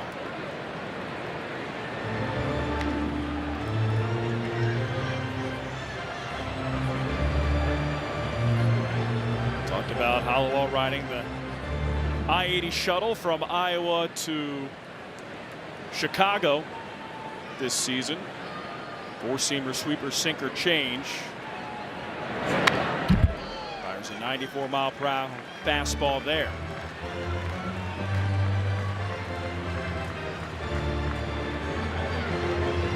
One ball, 2 strikes, 2 outs. Top 7, 2-2 game. Gavin Hollowell against Samad Taylor. 1-2. Swing and a miss, strike 3. Good work, Gavin Hollowell. Scoreless top of the 7th. Look at Shota. And he is happy. Scoreless top of the seventh inning stretch is brought to you by Budweiser. For 150 years. This Bud's for you. Tonight's guest conductor for Take Me Out to the Ball Game, musician and Chicago native Neil Francis.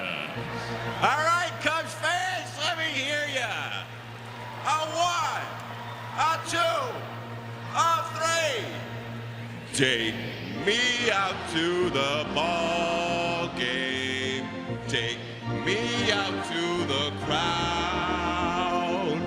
Buy me some peanuts and Cracker Jack. I don't care if I ever come back, 'cause it's root for the Cubbies. If they don't win, it's a shame. So it's 1, 2, 3 strikes, you're out at the old ball game. Look at the runs!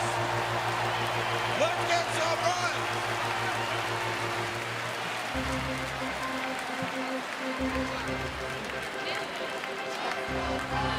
Mahone finished the 6th, starts the 7th against Michael Busch. Again, game 1 of this series against the Padres. Alex Cohen, Elise Menaker, Taylor McGregor on the call this evening.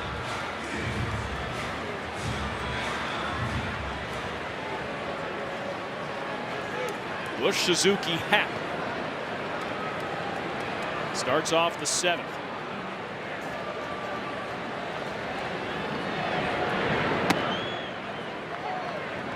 First pitch strike.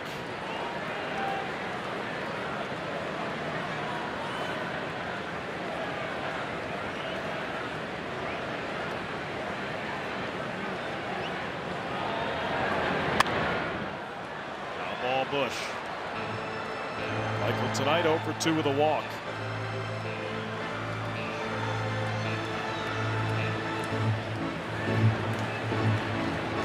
On base percentage continuing to climb. 370 on base, 350 on base against lefties. Much better than last season. There's a called 3rd strike.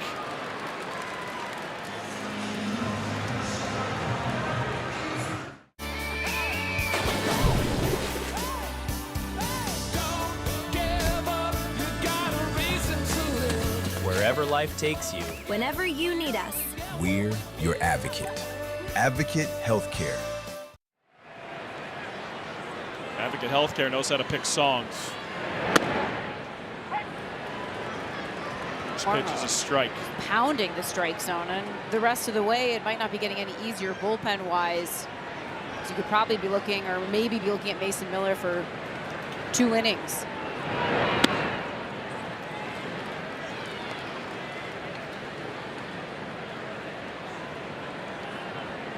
Mason Miller, his last outing, June 23rd.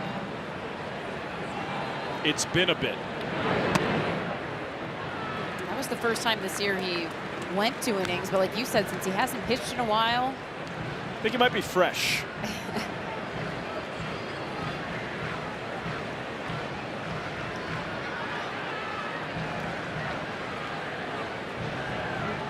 Two-one.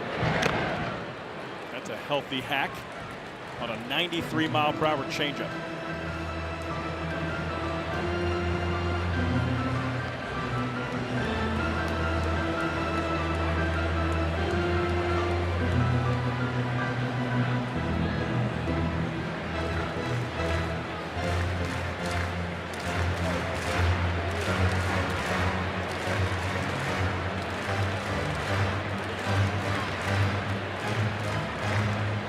Stretching, Adrian Morahone waiting.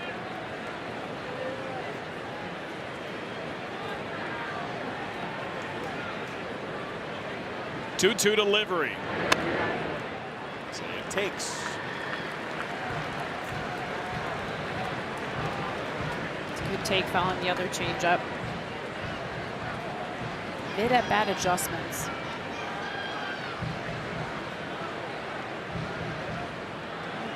Payoff. Swing and a miss, strike 3. Buy him at 100. That's why it's not easy to hit Morone, because he comes in with the changeup, comes back with the fastball. When it's up in the zone, that is a tough pitch to lay off because you're looking to hit. Usually you think in that area of the zone you can drive it. Not coming in at triple digits. Saw a lot of Morone in the wild card series, pitched in all 3 games. I mean, at that point, the Padres bullpen, you look at Morone, Robert Suarez, then Mason Miller,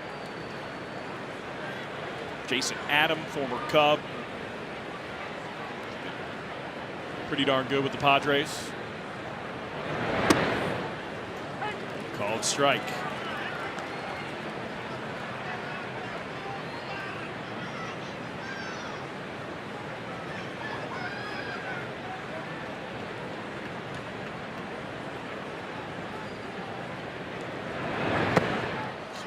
Miss. Tell you what, to go 100, 101, and then that 92-mile-per-hour diving changeup, so you have it on a yo-yo, walking the dog. Yeah, it's a good analogy. And then here, because you have to respect the fastball, I mean, imagine you're trying to protect and you got to sit fastball. Chopper to first. Underhand to first. Morone beats Happ. And we'll go to the 8th, tied 2-2.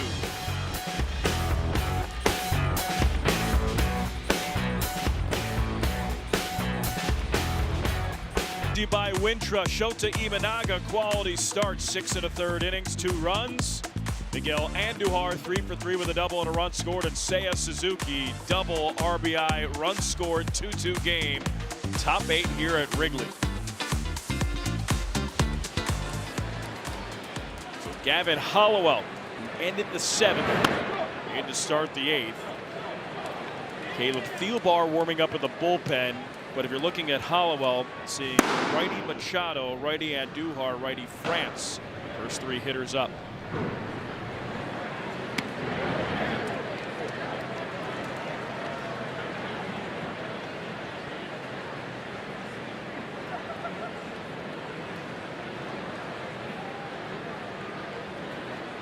Two balls, no strikes. Just missed.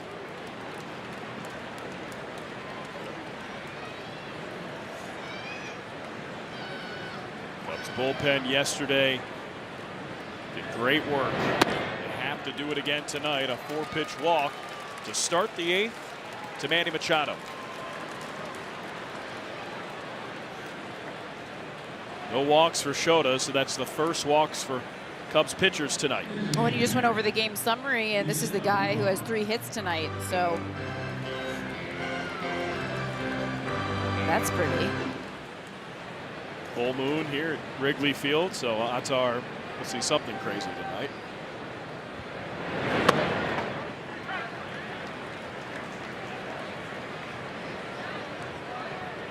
A warm summer night on the north side. Wind still blowing out.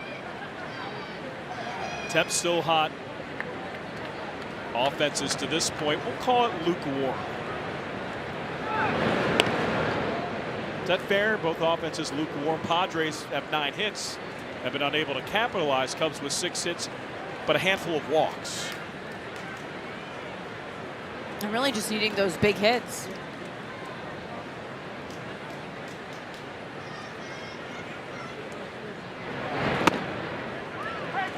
Good sweeper from Howard.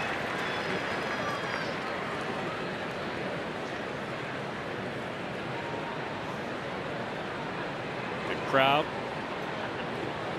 enjoying the heat like Elise. I'm melting.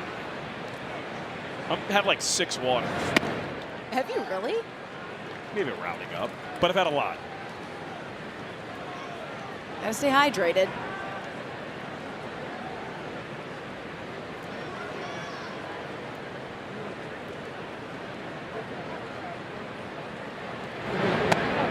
Upstairs.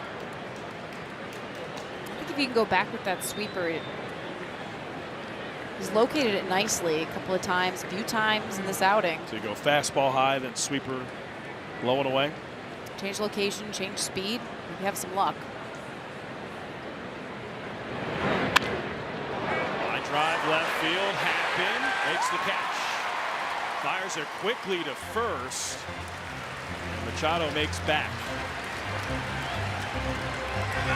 He goes with the sinker on that pitch, and Andujar hits it hard, but it's right at someone, and so Happ doing what we always see him do, making a play, and we've seen a lot of this season, just really quick at getting it in.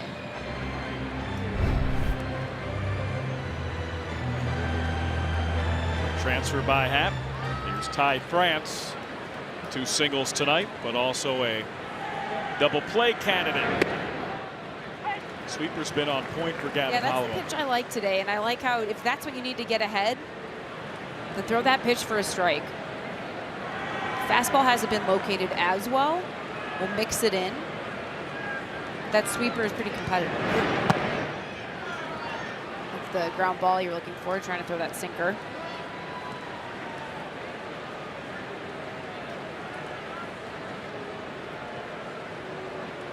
Padres scored their runs in the 3rd and in the 4th. Here in the 8th, 1-1. Foul ball. Cubs scored their runs in the 4th and in the 5th. He goes back to the sinker. This one better located, and so gets France to swing at it. And now the question, can he put him away? Get the ground ball, put him away. I like that sweeper.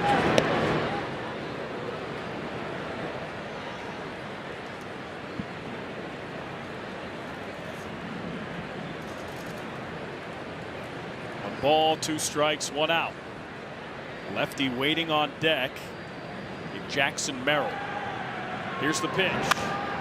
High fly ball, right field. Conforto makes the catch. Fires it into second, holds Machado at first.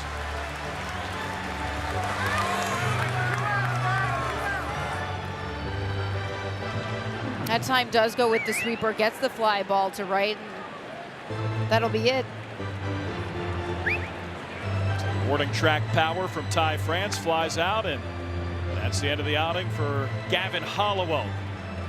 Pitching change, Wrigley Field, 8th inning, tied 2-2.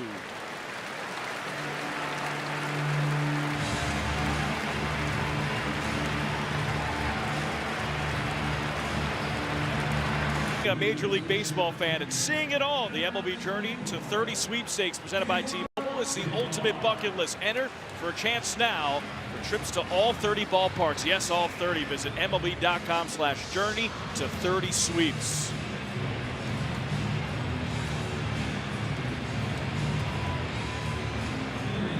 And a full moon upon one of those 30, Wrigley Field. New pitcher, Caleb Thielbar, Elise Menaker. Saw him in yesterday's game, 1 inning, 16 pitches. It's going to be out the breaking ball for him. Giving up 1 home run all year to a lefty and a 4-seamer. That's a sweeper, the breaking ball we're talking about. As a sweeper and a traditional curveball.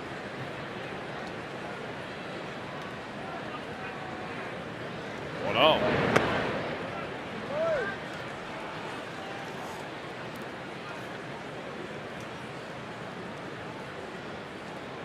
Merrill tonight 0 for 3. Strikeout and a flyout.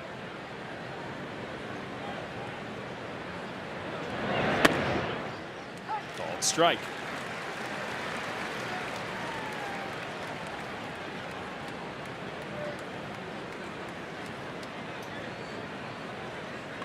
A white knuckle game.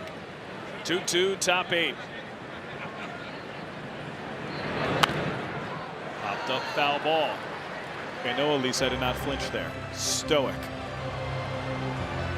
Adjustments, learning. Yeah, we gotta make them up here too.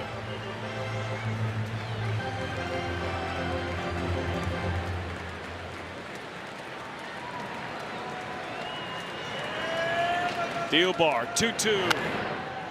Another foul ball.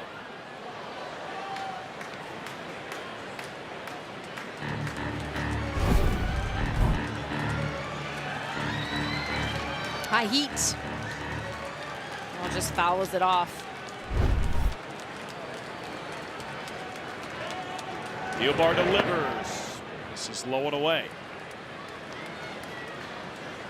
But Merrill has done more than in his previous 2 seasons. He's chased a lot. Fastball's up and breaking balls out of the strike zone. 3-2. Do it again.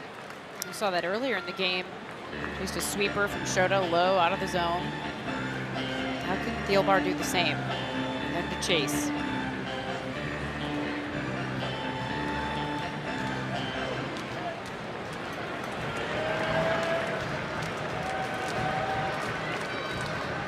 Payoff. Fly ball, shallow center. Dansby goes back, he can't get it. Picked up by Pete, runs it back in. What an effort by Dansby, but Jackson Merrill fights it off, credited with a single, and the top of the 8th continues with runners at first and third and 2 outs. It's rare that you see one fall like this in the outfield because usually Pete Armstrong is coming in and getting it, or Dansby, we've seen him make those plays. That one just seems to find the right spot. Dansby in hot pursuit, doesn't let up. And with 2 outs, Machado going, get to third. Thielbar looking to shut things down.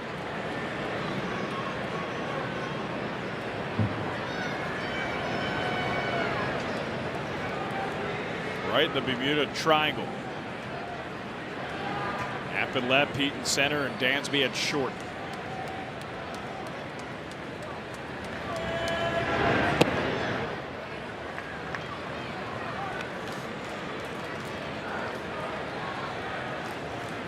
Bogarts tonight, 2 hits.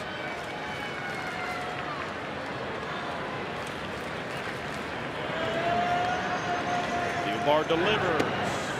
Called strike, Merrill to second.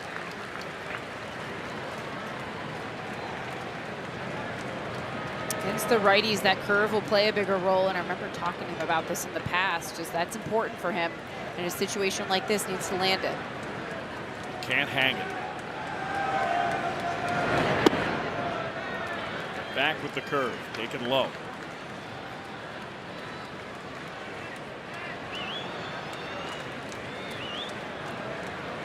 Oh boy.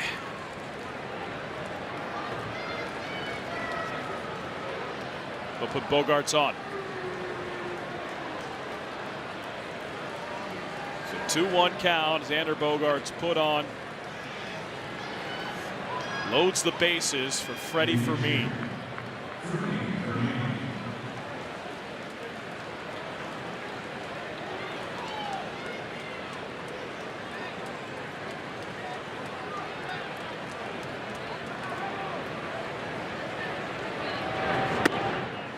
Pitch called strike.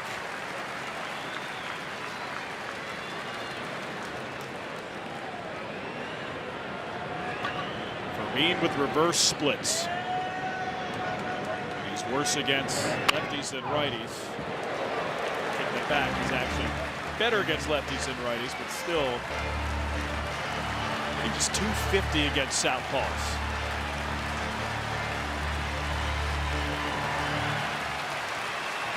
No balls, 2 strikes. Bags full. 0-2. Popped up. Right side. Nico making his way back. Calls off everybody. Makes the catch. Caleb Thielbar gets out of the 8th inning unscathed. Strands the bases loaded. 2-2 game.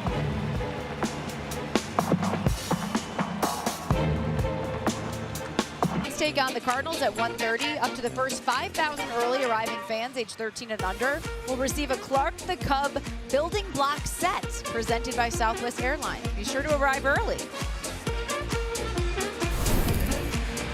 I would. Bottom 8 here at Wrigley Field. Nico Horner leads things off against a new pitcher. It's not Mason Miller yet. It's Jason Adam. Making his 36th appearance, 2.30 ERA, the former Cub.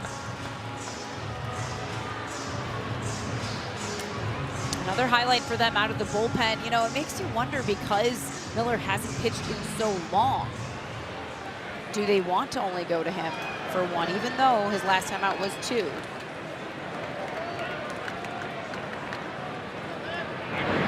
Swing and a miss. Jason Adam pitched for the Cubs in 2020 and in 2021. Combined 25 appearances. All-Star game with the Padres last season, a 1.93 ERA and 65 1/3 innings pitched. Nico's been on base twice, hit by a pitch and single. Against the righties, he'll feature a slider. He's got a fastball. It's in about mid-90s. So throw that changeup.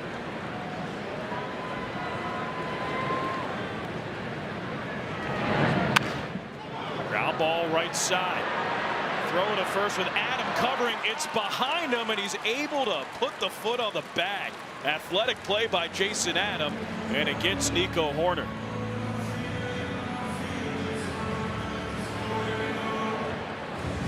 Thought maybe the speed of that ground ball that Nico could beat it, but it's time for the Allstate Good Hands replay, and you can see, yeah, those are the good hands. Good footwork, good everything there for Adam.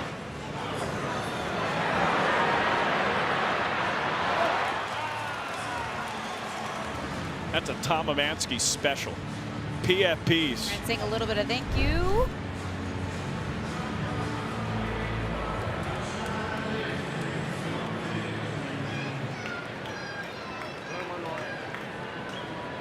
Michael Conforto up. RBI single brought in the Cubs' first run.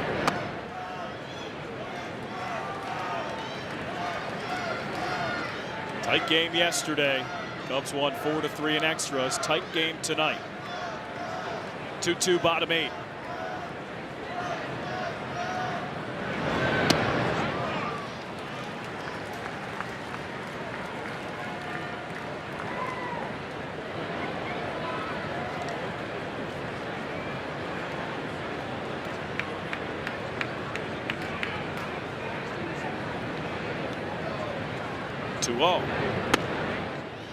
Called strike.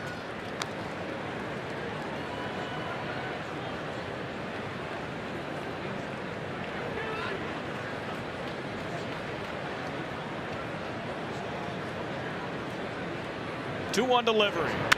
Conforto to right field. Tatis Jr. at the warning track, and he makes the catch. Had the sound. But it didn't get out. You know, you're thinking at this point in the game, it's going to take a swing like this. Just one swing, get it out, and Conforto just off the end of the bat, just missing this, but good contact.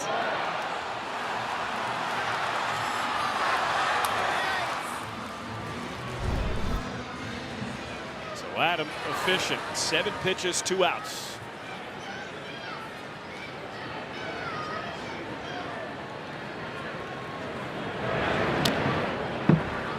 Takes outside.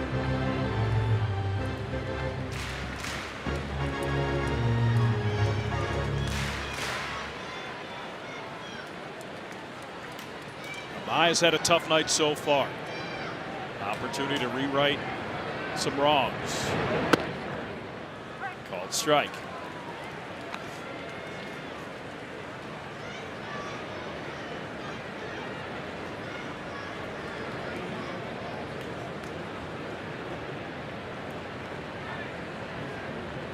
One delivery outside.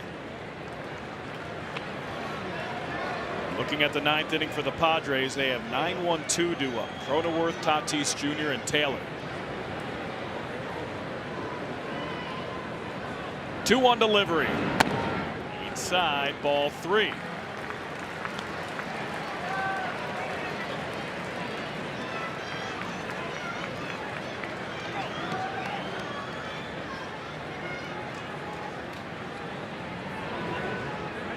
Three-1.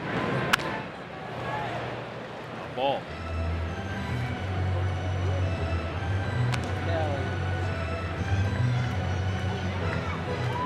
Jason Adam looking for a 1-2-3 inning.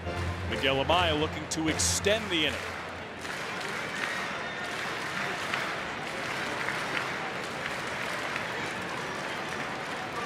3-2. Wave and a miss, strike 3. 1-2-3 inning for Jason Adam. We'll go to the 9th, tied at 2.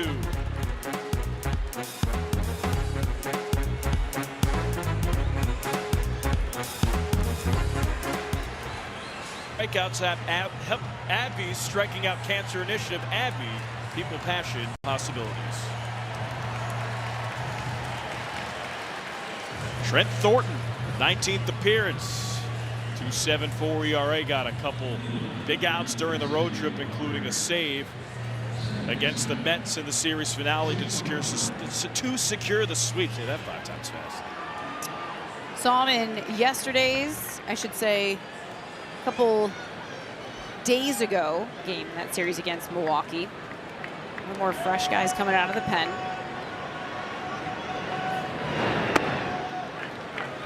Soto went 6 1/3, then Gavin Hollowell, then Caleb Thielbar, and now Trent Thornton. We've had some gutsy performances from a lot of guys on this staff, and that's going to need to continue.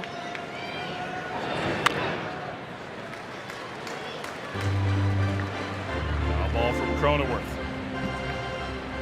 So right away, you like how Thornton comes in, attacks the strike zone, throw strikes, get ahead.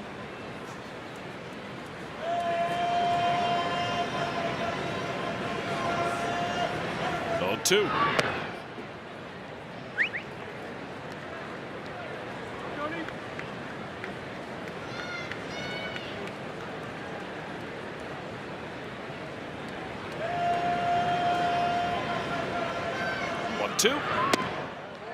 Just missed.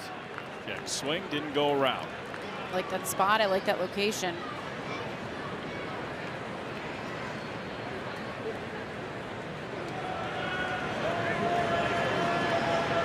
Thornton fires. Ground ball to second. Nico to first. 1 out. So 1 up, 1 down for Trent Thornton. Look at this bullpen, Elise, and go back to April and May, and you say, you know what, we're going to have a 2-2 game, and we're going to go Gavin Hollowell, Caleb Thielbar, Trent Thornton in the late innings. You say, what's going on? But the fact of the matter is, bullpen has really stepped up. They've weathered the storm. They've limited the damage. Swing and a miss.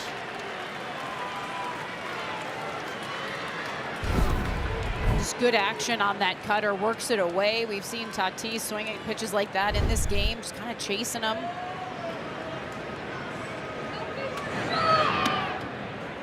This is away. Yeah, I mean, Craig has said it. Guys are going to be put in uncomfortable situations. Now you see the more they do it, or the chances they get. You said it, stepping up. Or hit the second, slide and grab Nico, but it's underneath his legs, hits off his glove, and rolls into shallow right.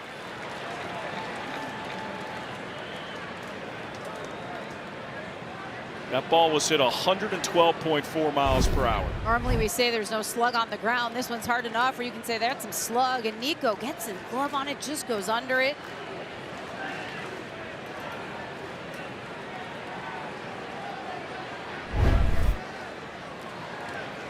Meeting at the mound. As Trent Thornton will now have to prep a little bit for Gavin Sheets.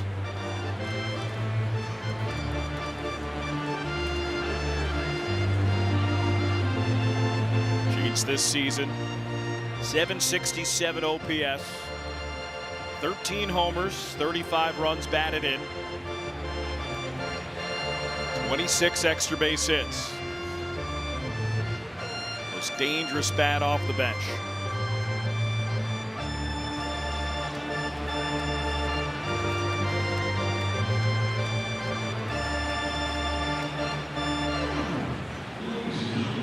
You know, he's happy to see Gavin Sheets up, well, the Padres fans, and then probably Don Orsillo. Because he has a great call. He does have a good call. But hopefully we don't have to hear it. Exactly.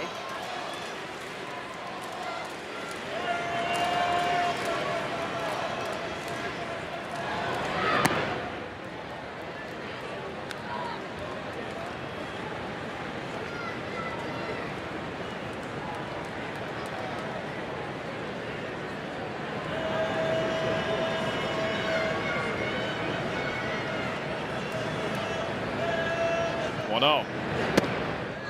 Called strike. Keep an eye on Fernando Tatis Jr. 19 stolen bases. It's a Padres team that doesn't slug. They don't score a lot of runs, but they do swipe a lot of bags.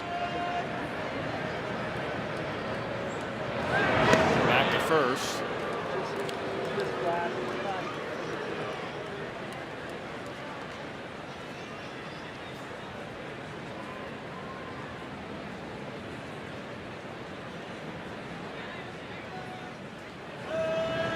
One. Tatis is off. Throw down a second by Amaya. Got him!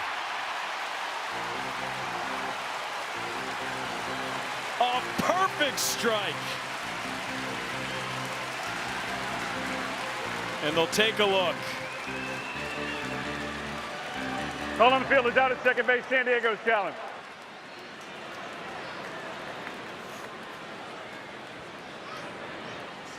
We've seen Amaya improve on this part of the game this season. The arm strength, perfect throw.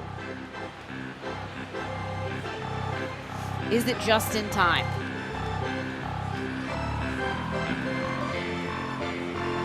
Looks to be in time. I think he got him.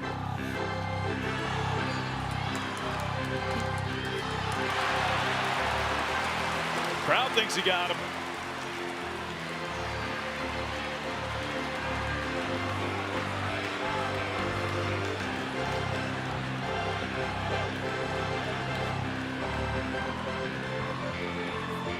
It's close.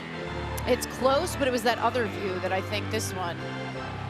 Looks like he gets him on the helmet. There, no hand. Look, Ma, no hand.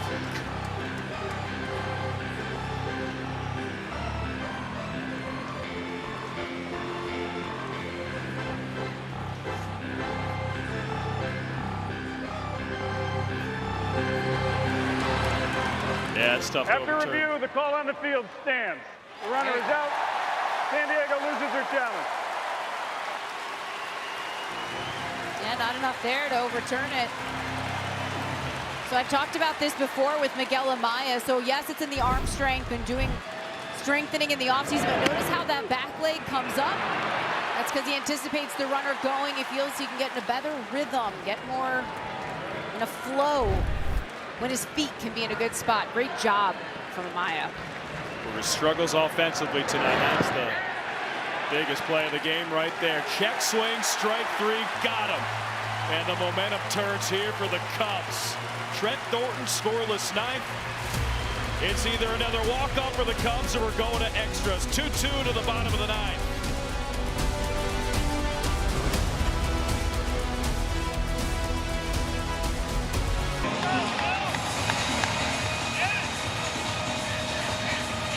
Bottom of the ninth here at Wrigley Field. Alex going to Elise Menaker, Taylor McGregor.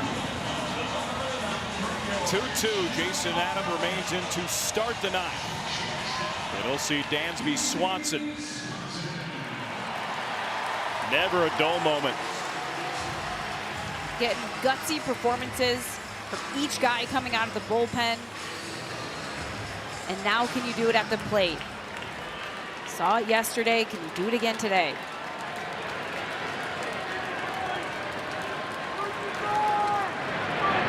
Swing and a miss. Jace Bowen, the new left fielder. I would have thought, or could see Mason Miller. Not the case. Adam back out there. Adam works away to Dansby and swings and misses. Miller maybe just getting warm if they took the lead, and then now it's Adam's job to try to extend this game.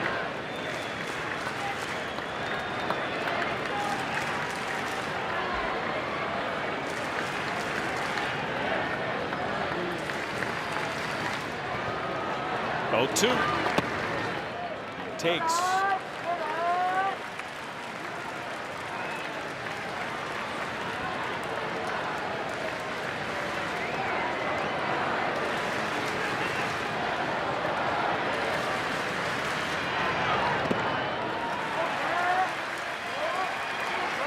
2. And there's a look at one of the best relief pitchers in baseball in recent memory.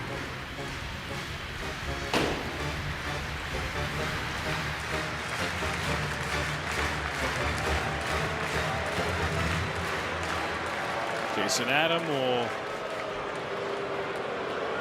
frisbee his technology over to the first base dugout.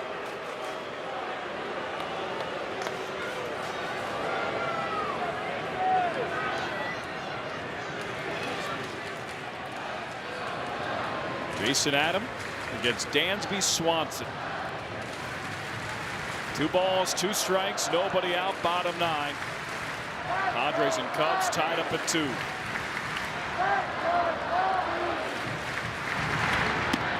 Ball 3.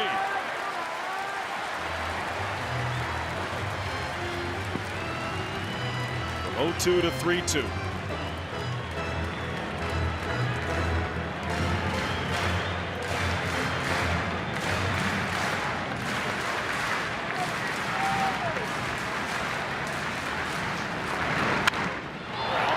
Side picked by Machado, spins it, he can't get the ball out of his glove.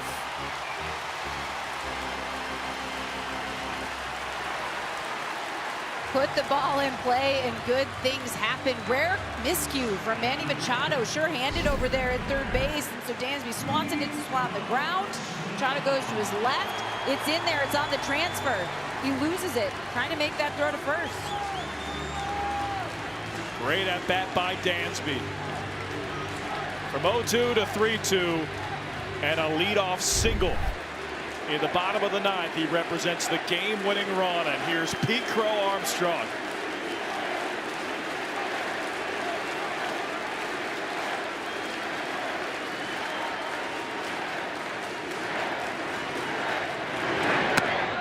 This is outside.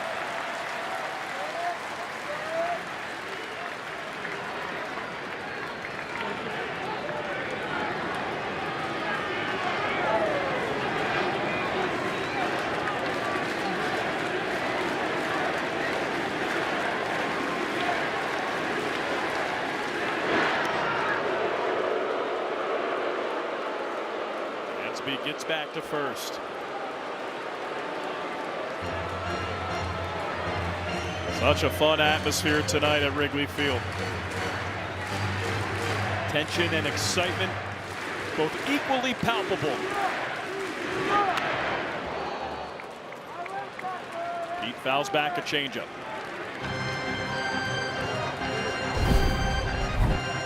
Adam comes in with the changeup, middle. Pete just misses it.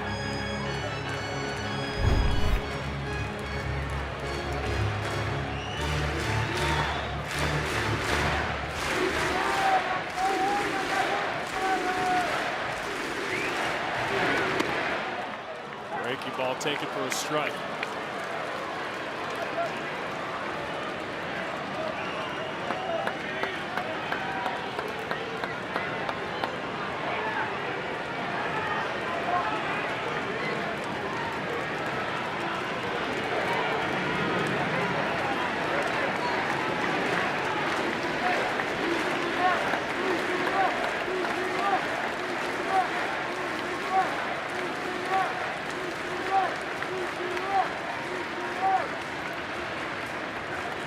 One-two from Adam.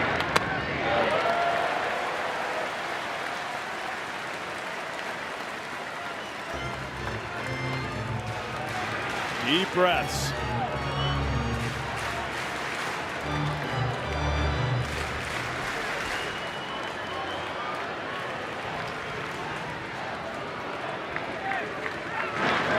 Back to first to keep an eye on Dansby. Second one this at bat.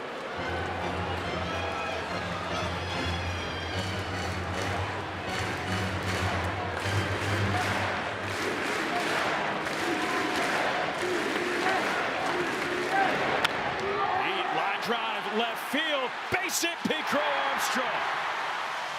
Second hit tonight, 4th time on base, and it's first and second and nobody out. Really good at bat from PCA. Earlier in the count, we saw him miss a changeup that was middle. That one's down, shoots it the other way, goes down and gets it. That's his sweet spot. Finds some grass in the outfield. Yeah, first and second. First and second, nobody out. Jason Adam out. And Mason Miller will draw a tough task. Pitching change here in the bottom of the ninth.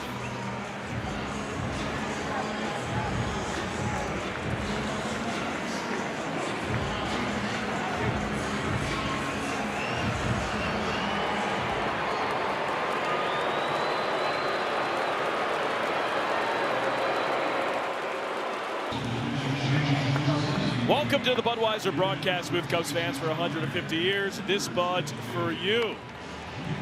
White knuckle time. Alex going to Lee Smedeker here. 2-2 pitching change. Mason Miller into the game. We thought that he was coming in to start the bottom of the ninth, and he comes in with runners at first and second and nobody out. I think there's even a possibility we thought we could see him before Adam, just see him for a couple of innings, but now he's in the game, and this is where Padres are trying to shut it down. And so you've highlighted and you've said it, Alex, this is one of the best relievers in the game. 0.79 ERA. Alex Bregman up, a possible bunting situation. The first and second, and nobody out. No indication of that yet. This four-seamer averages 101.3. If you're wondering what Alex Bregman does bunting, one career sack bunt, 2017. Up back liner, center field, base hit. They go station to station. Swanson holds up at third, Pete to second, Bregman at first, and now the base is loaded and nobody out here in the bottom of the ninth. Against a guy like Miller, it wouldn't be easy to bunt, so you're relying on Bregman's ability to put the ball in play, a good plate discipline, and a slider there that just hangs over the plate. He drives into center field. Dansby has to make sure it drops. He gets to third, and you've got yourself bases loaded. Dansby doesn't bunt. Or excuse me, Dansby at third. Bregman doesn't bunt him over there. But he singles. Here's Michael Busch.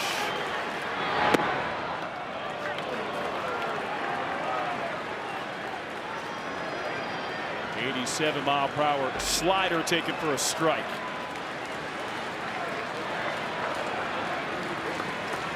Cubs looking for walk-off number 10. And nearly got it on a wild pitch.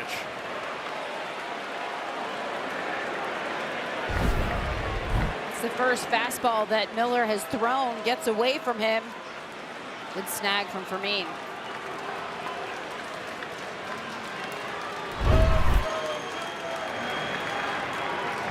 1-1. Fly ball left field. Catch made. Dansby tags up. Throw home. Well in time. And it gets Swanson.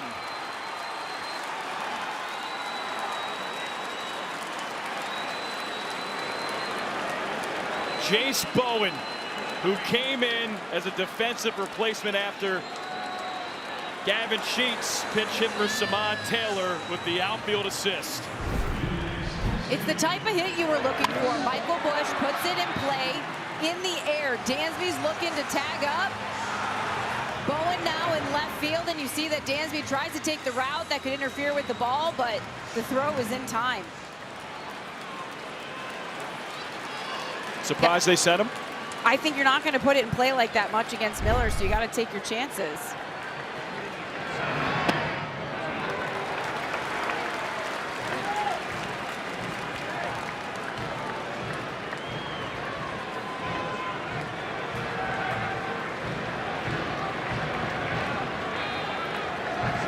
So now 2 outs. Potential game-winning run 90 feet away. Seiya, deep left. It is back. Leaping play, dropped by Bowen. Cubs win. Seiya wins it. 10th walk-off of the year for the Cubs. 3-2 Cubs. Cubs fans, sing it.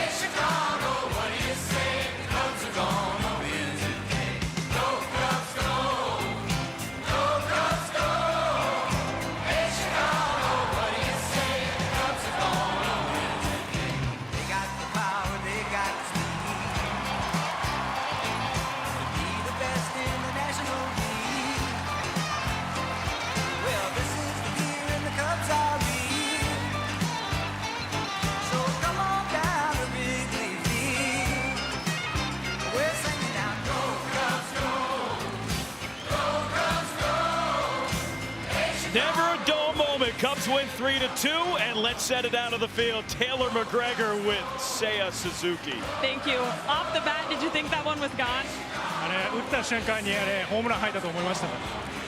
いや風も今日あったんで行ってくれと思いましたけど、でもとりあえず勝てたのが一番良かったです。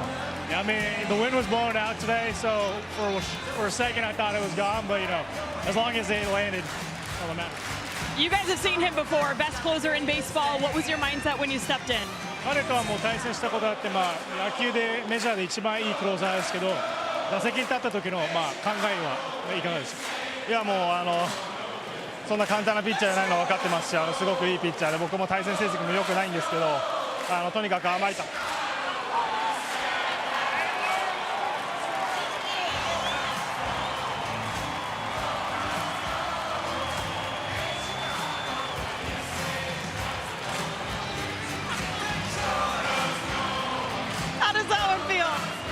今の気持ちはいかがですか？暑いんで最高です。It was a hot day today, so this feels amazing. Even have to shower after this? この後シャワー浴びる必要ありますか？もうこのまま帰ります。I'm gonna go home just like this. I figured. How do you prepare for that final at bat with the iPad in the dugout? そのベンチの中で iPad 見ながら最後の打席にはどういう作戦を考えて立ちました。いや本当にいいピッチャーなんで甘い球はほとんどないっていうふうに思ってたんで。とにかく自分が打てると思うボール1球だけに絞ってしっかりスイングできました。Yeah, he's a really good pitcher, and there's not many mistake pitches he's gonna throw in the zone. So really, I just chose one pitch, and I'm not gonna miss it. Arigato, Alex. Say I'm going home just like this too. Seiya Suzuki, walk-off winner against Mason Miller. Cardiac Cubs do it again. Say he might have thought it was gone. It didn't matter. Pete Crow Armstrong touches home, and the 10th walk-off winner at Wrigley Field this year. Elise Maker, are you not entertained? Check your heart rates, because this is just becoming business as usual for the Cubs. Mason Miller was relying more on that slider, and so Seiya Suzuki ready for it. You think it's out, you think it might be caught, and in the end, it's just a game-winning knock. Hey, great effort by Jason Bowen, but too bad, so sad. Cubs 47 and 38 on the year with the win. They start off the homestand in style and walk it off against the Padres. Final score 3-2. For Elise Maneker, Taylor McGregor, and our entire crew, I'm Alex Cohen. Thanks for watching Chicago Cubs baseball here on Marquee Sports Network. Their final score, Cubs 3, Padres 2. Tomorrow, another 7:05 start. It's JP Sears, and he'll take on Matthew Boyd. Coverage begins at 6 p.m. Cubs postgame live with Cole Wright and Carlos Pena is coming up right after the break.